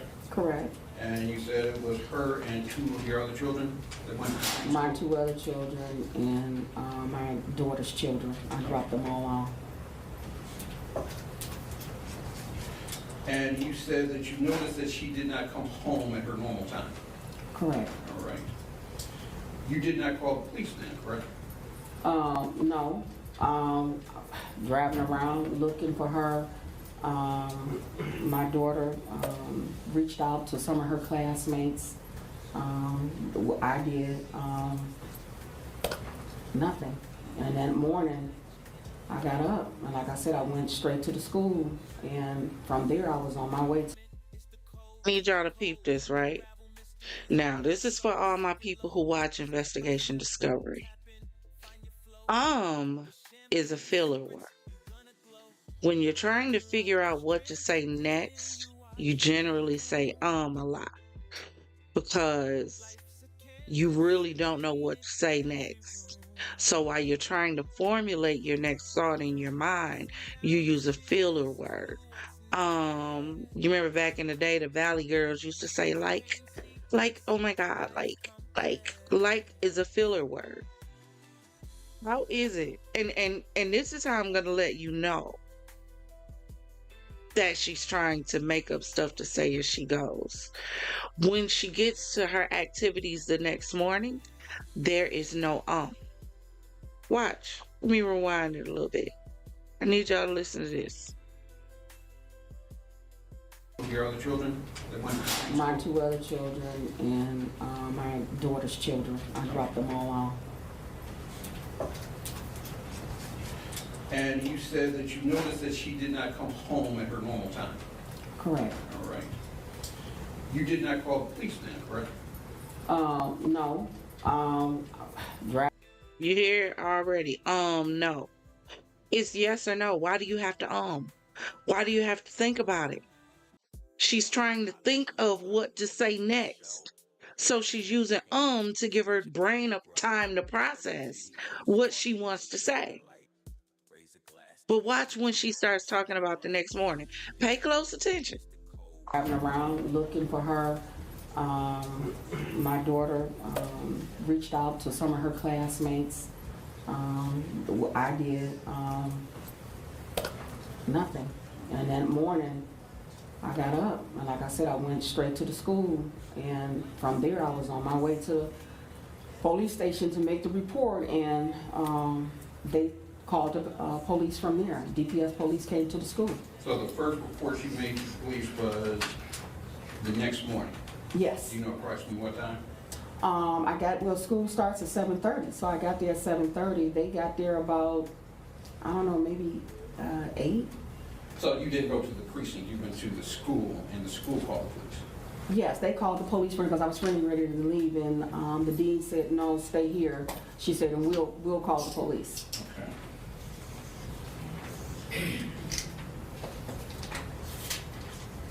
Now, you mentioned that You wouldn't need to think about what needed to be said,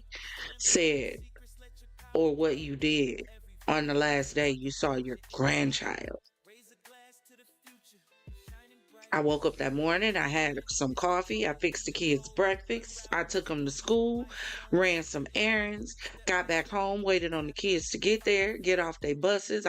First of all, I was looking outside for their buses so that I would see when they arrived and got off the bus. What happened to that? We don't do that no more.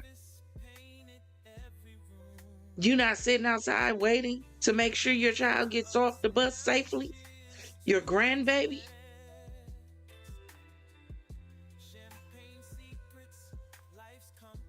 No. You just gonna wait for her to walk in the house. All kind of predators walking around.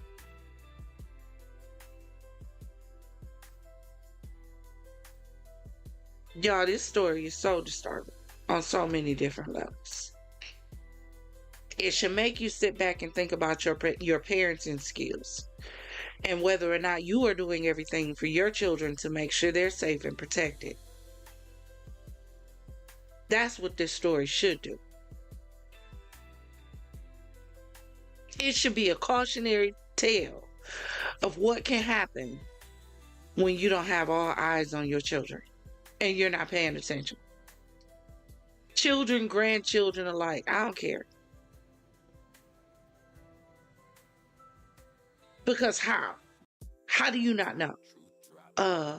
We went driving around and nothing. I went to her friend's house. I went to the park. I went to the lake. I went to the river. I went to the woods. I went to her family house. I went to the school. I searched the neighborhoods. Just no specifics. Just, we drove around. Girl, bye. You are familiar with Mr. Butts, correct? Mr. Butts. Okay. And he dated your daughter, Shannon, correct? Correct. They did have 5 children, correct? Correct. And did all the children stay with you and Shannon? Yeah. Yeah. Now, I don't want to give too much detail on the kids. What were the mix of the kids, boys and girls? Can you repeat that? What were the mix of the kids, boys and girls? Well, I have a boy and girl, and Shannon has her 3 boys and her 2 girls. So she had 3 boys and the 2 girls. Okay.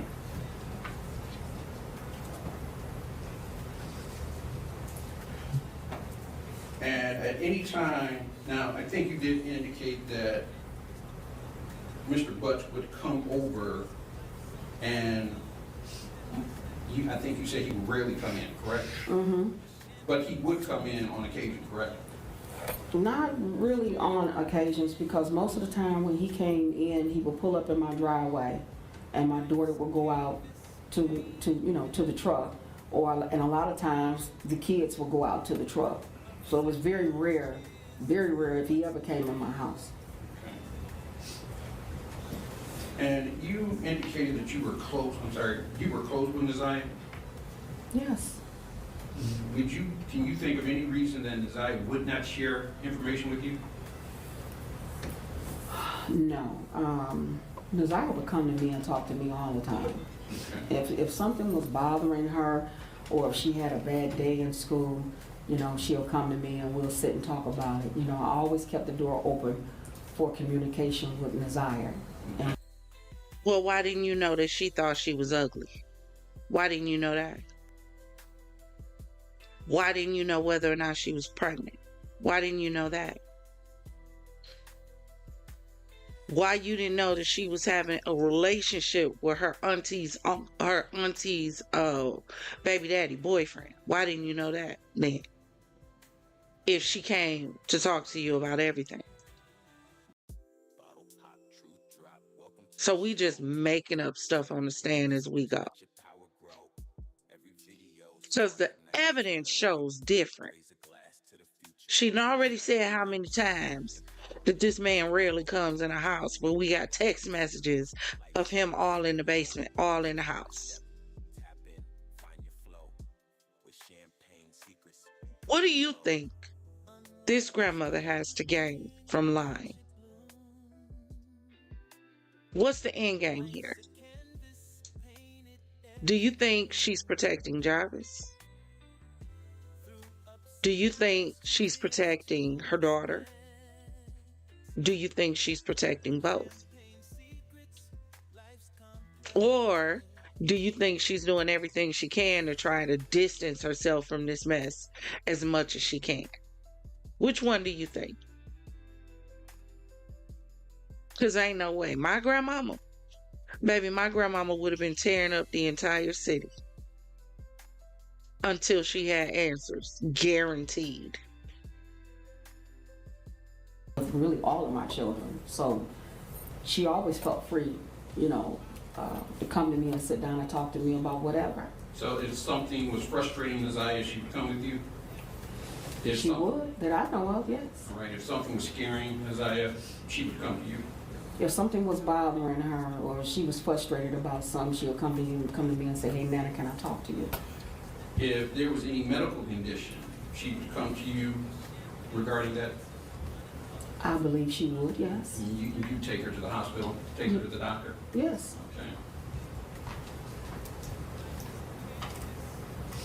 Just a moment. Mm-hmm.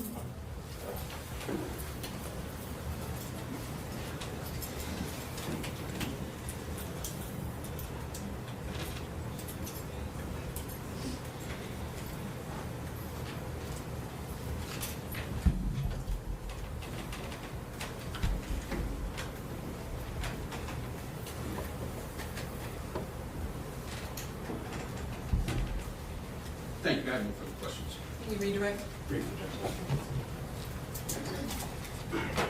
Ms. Harris, I just have a couple more questions for you. Mm-hmm. When Mr. Riggins was asking you questions, you said that Mr. Butts would come and sit in his car, right? Outside your house? Yes. And he said that the kids would go out to the car. Yes. Which kids would go out to the car? His kids. Would Neziah ever go with his kids out to the car? If Shannon was out there, she would. Oh. And Mr. Riggins also asked you about the tablet that you bought for Neziah. Do you Yes. remember those questions? Yes. And when, if you can remember, narrow that down, when did you buy that tablet for her? I bought that tablet for her one Christmas. I think it was I think it was in 22 when I bought that tablet, at the end of 22 when I bought that tablet for her. So December of 22? Yeah, I think that when I bought that tablet. So she would have had that tablet for roughly just over a year then, correct? Correct. Mm-hmm. And did Neziah also have access to a cell phone? The only cell phone she had access to was one of the cell phones when my oldest daughter came to visit me. She gave to Neziah, but she could only use it by Wi-Fi. You said your oldest daughter, is that Neziah's biological mother? Yes. Okay. And through, what's your oldest daughter's name? Kenyatta Harris. Through Kenyatta Harris, Neziah got access to a phone? Mm-hmm. Is that a yes? Yes. Press pause. Rewind. Didn't she say she don't deal with her daughter? Didn't she say Neziah don't see her mother? Did I miss that? Is it just me? Because I thought for sure in this testimony, I heard her say she don't deal with her daughter. So how exactly did your daughter get her a phone if you don't deal with your daughter? and she don't deal with her mother that you know of, how would she get a phone? Where did this happen at your house? At a McDonald's? Starbucks, maybe?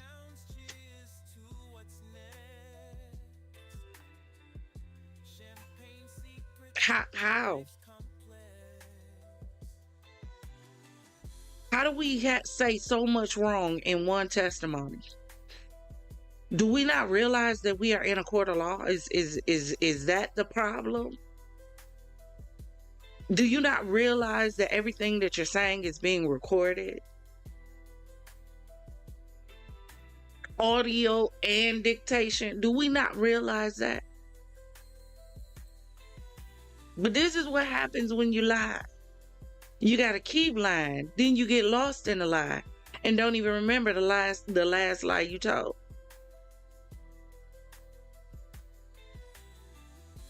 I really can't wait to see how all this is going to play out. If Jarvis is the only one that walks away with a conviction in this, the justice system has failed. And it failed Neziah. Because this is way bigger than just Jarvis. But we gonna get into some of that.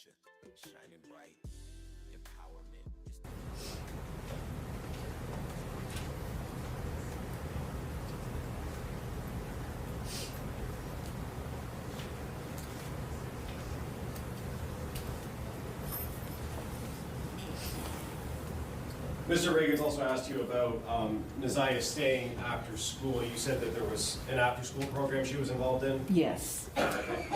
On January 9th and in January of 24, was she still involved in that program? No, I took her out of it because she was having problems with one of her schoolmates at that time. The same person that he asked me about before that she didn't get along with. The same person Mr. Reagan's asked you about? Absolutely. And so on the 9th, she was not supposed to stay after school, correct? No, she was supposed to come straight home.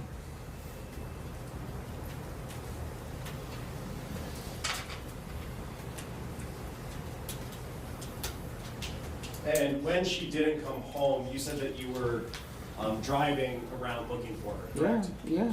Can you tell us a little bit more about what efforts you made on the 9th to locate her? When I went to the school to go pick my son and daughter up because they were also in the after school program, picked them up, went back to the house. I thought she was there, and when I got to the house and I found out that she wasn't there, I got back in the car and I went back up to the school. And by that time, nobody was there. Nobody was at the school. So now, I'm kind of like, I'm frustrated. Now I'm going like, because whenever she wants to stay after school or do something, she would always call me. Well, hey, Nana, can I stay after school? Or she would call one of her TTs, hey, TT, can I stay after school? So that wasn't like her, so I'm really frustrated now. So now I go back to the house and I'm talking to my daughter, Shannon. I want to stop you right there because I don't want to go into what anybody else said. Okay. But you went back to the school. Nobody was at the school. You went back to the house. Neziah is still not there, correct? Correct. Did you go back out looking for her after that? I did. Okay. Where did you go looking? I was driving around in the neighborhood, everywhere. I'm just looking, just like hoping I'll see her,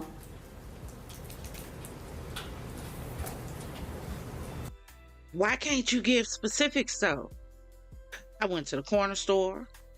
I went to the deli around the block. I looked at the bus stops. I went to the convenience stores. I asked the gas station attendants.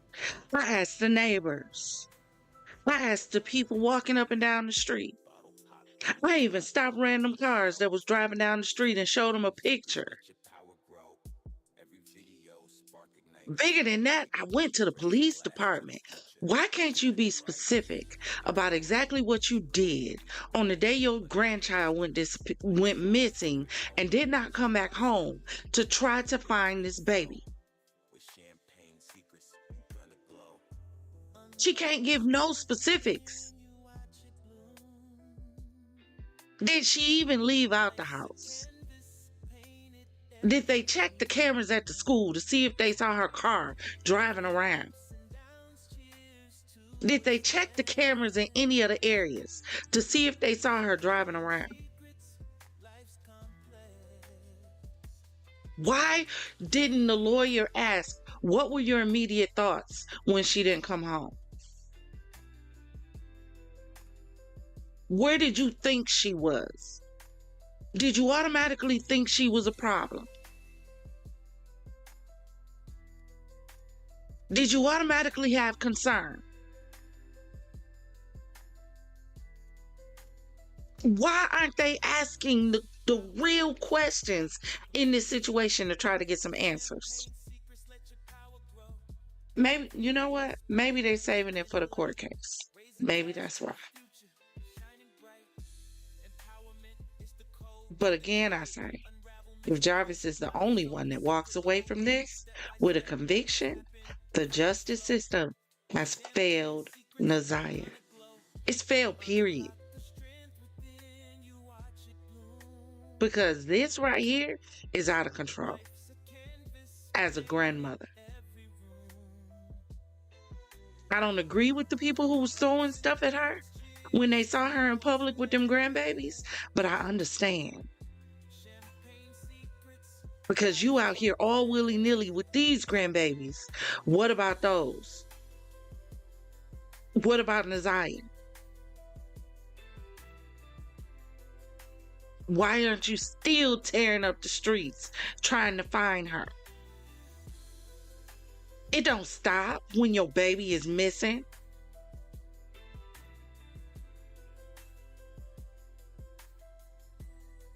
Y'all, let me know what y'all think about this testimony. Please drop in the comments. If you in the replay gang, please drop in the comments and let me know what you think about this testimony. Because something ain't right. Something ain't been right in this situation. With this family. With this group of women who were caring for this girl. Supposed to be caring for this girl. And who had other children in their custody. Naziah had a brother. Shannon had 5 children. All 5 of which I believe was by Jarvis. Come on, y'all. We have one more, Judge?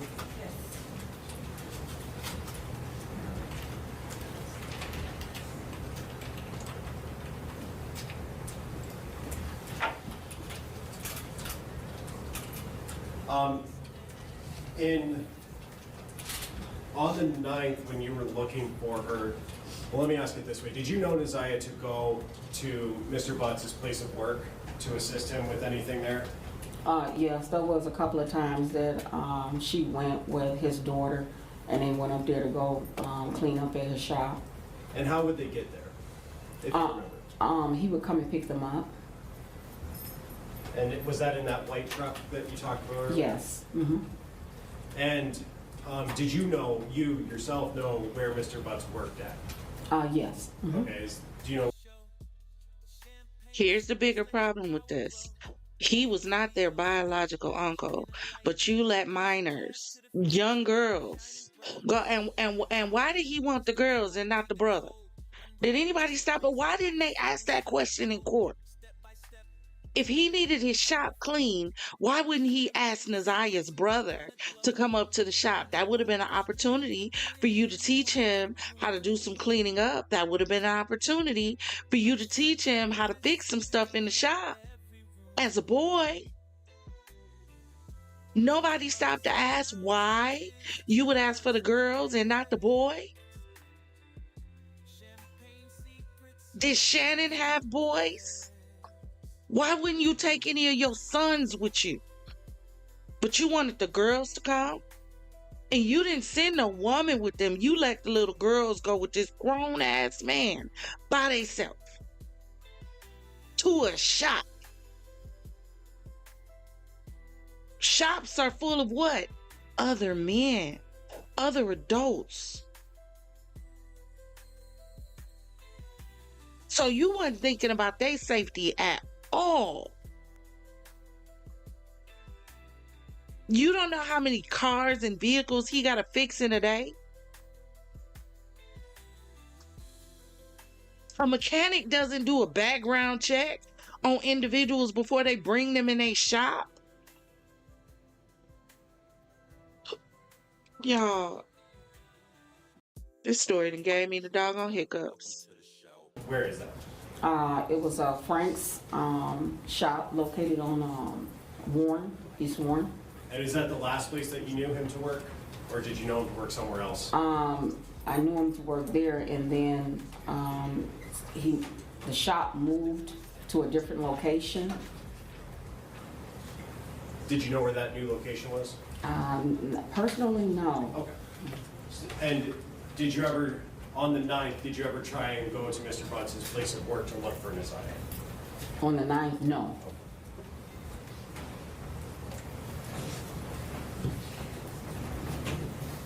Nothing further, Judge. Thank you. Okay, Ms. Harris, we're done testifying. Watch your step. Please exit the box. Okay.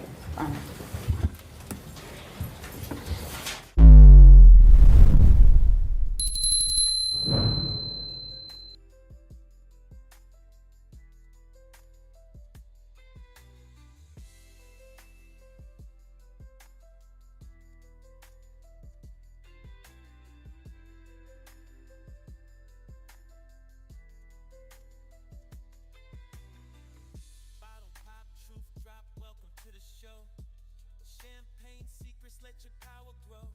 Every video spark ignite your inner light. Raise a glass to the future, shining bright. Empowerment is the code, we decode. Unravel mysteries, life's own secret load. Step by step, tap in, find your flow. With champagne secrets, you're gonna glow. Unlock the strength within you, watch it bloom. Life's a canvas, painted every room. Through ups and downs, cheers to what's next. Champagne secrets, life's complex.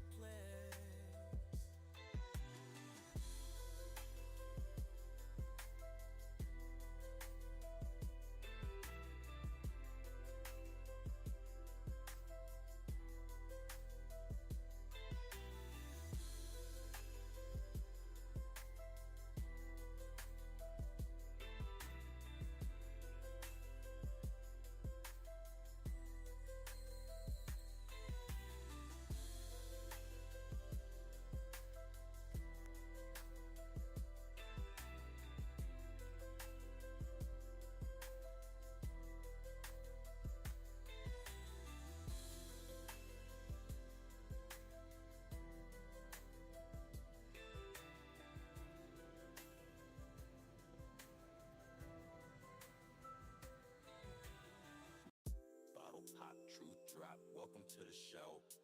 Champagne secrets, let your power grow. Every video spark ignite your inner light. Raise a glass to the future, shining bright. Empowerment is the code, we decode. Unravel mysteries, life's own secret load. Step by step, tap in, find your flow. With champagne secrets, you're gonna glow.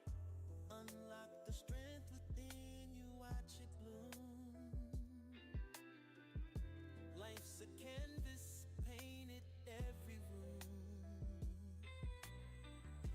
Through ups and downs, cheers to what's next. Champagne secrets, life's complex.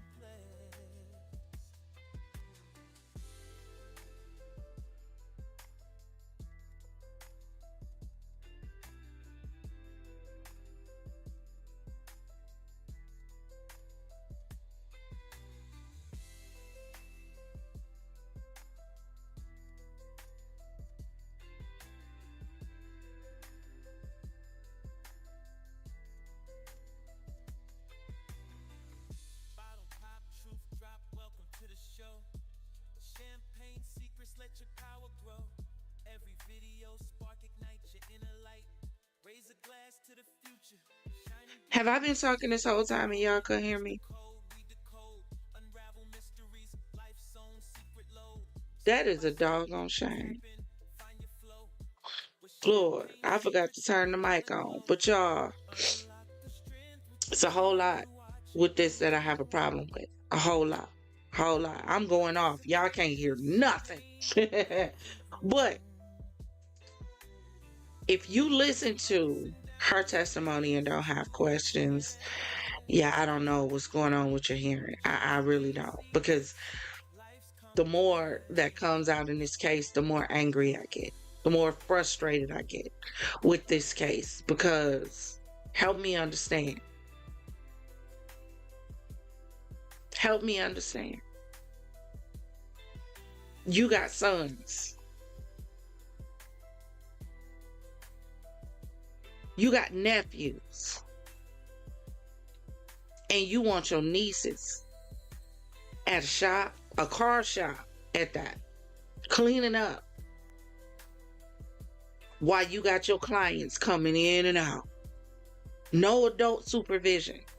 So who's supposed to watch them while you fixing on them? Who protecting and making sure they safe? Cordell?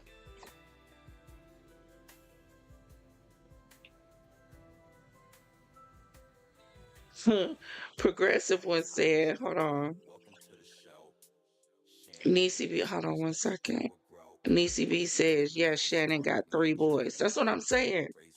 Why weren't the 3 boys at the shop? This will be your opportunity to teach them how to fix some stuff on cars. I don't know, change a tire. I don't know, do an oil change.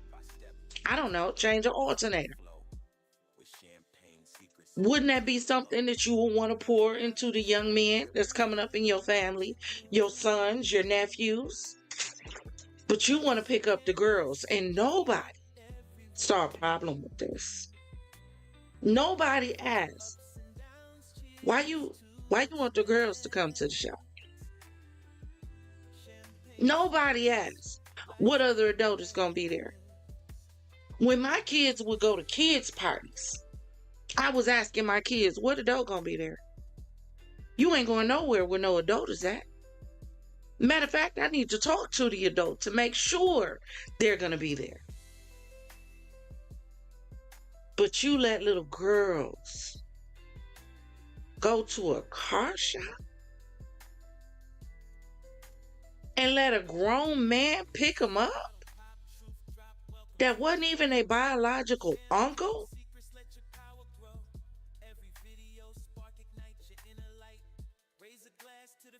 He had 5 children by Shannon.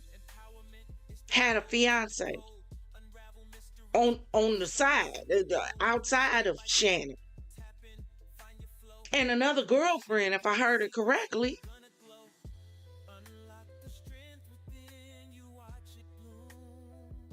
So we already know he ain't got no standards. Yeah, I think I lied. Yeah, I see it. It broke. So why would you trust a person with no standards around your babies? Y'all let me know what y'all think. It's her testimony. Nah, he said, she said. It's what she said. Progressive said the granny is the kingpin. She hold all the secrets. I believe she do. I believe she do. She might not know where the body is. She might not have had anything to do with the body. But she knows something that she's not telling. She uses too many ums in the wrong places. In the right places, but the wrong places. She knows something, and she keeps trying to not protect herself, but stop herself from saying it. So she thinks about what she says before she says it, so she doesn't slip up and say the wrong thing. That's my opinion. That's what I get from her and her testimony. It's a whole lot she's trying not to say. But the question is why? What secrets do you hold, Mima? This your grandbaby. Tell us you don't care without telling us you don't care. This testimony. How about start showing us that you do care? This is a baby. Gone.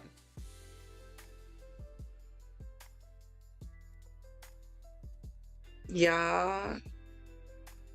Shannon Boy's little, but her brother and the twin son are teens. Even little, you can show them how to pick up a broom and sweep. It's a lot of people start with stuff with their little babies. 1, 2, 3 years old. Have them outside showing them how to mow a lawn. You should be spending time with the boys in your family. You got a trade. Being a mechanic is a trade. You can establish generational wealth from being a mechanic if you start thinking and focusing the right way. This is sad. Y'all, this has been part 2 to our coverage of Neziah. On the next video that we do on Neziah, we're going to be covering some more of the preliminary hearing. We're also going to get into some of the speculation and some of the stuff that's been put out there on social media. Some of the lives that have gone on regarding this from people involved. So we're going to get into that. We spent a little time talking about the planes earlier because I still want to know what the hell is going on with the planes not being able to stay in the air. Especially when things are happening right after takeoff or right before landing. I saw a video where the man was texting his wife and she was letting him know, baby, see you in a second. Because the plane was getting ready to land. And that was the last message he received. Something is going on. What are they not telling us? This is a false flag situation. Y'all using these planes to cover up something else going on that we should be paying attention to. But all eyes are on these planes right now, so we're not. What's going on? I don't know. So we're going to get into that. We're going to get into some more Neziah because the court case is going to be coming up, I believe, in March. So we want to make it through the preliminary hearing so it'll be all fresh when the trial comes, because we are going to cover the trial. Yes, we are, because I have a feeling a whole lot is going to come out in this trial. And I just hope they have better lawyers, or the law firms have sat down with these lawyers and coached them on the proper questions to ask so that they can get the proper answers, because this preliminary hearing blew me. Yeah.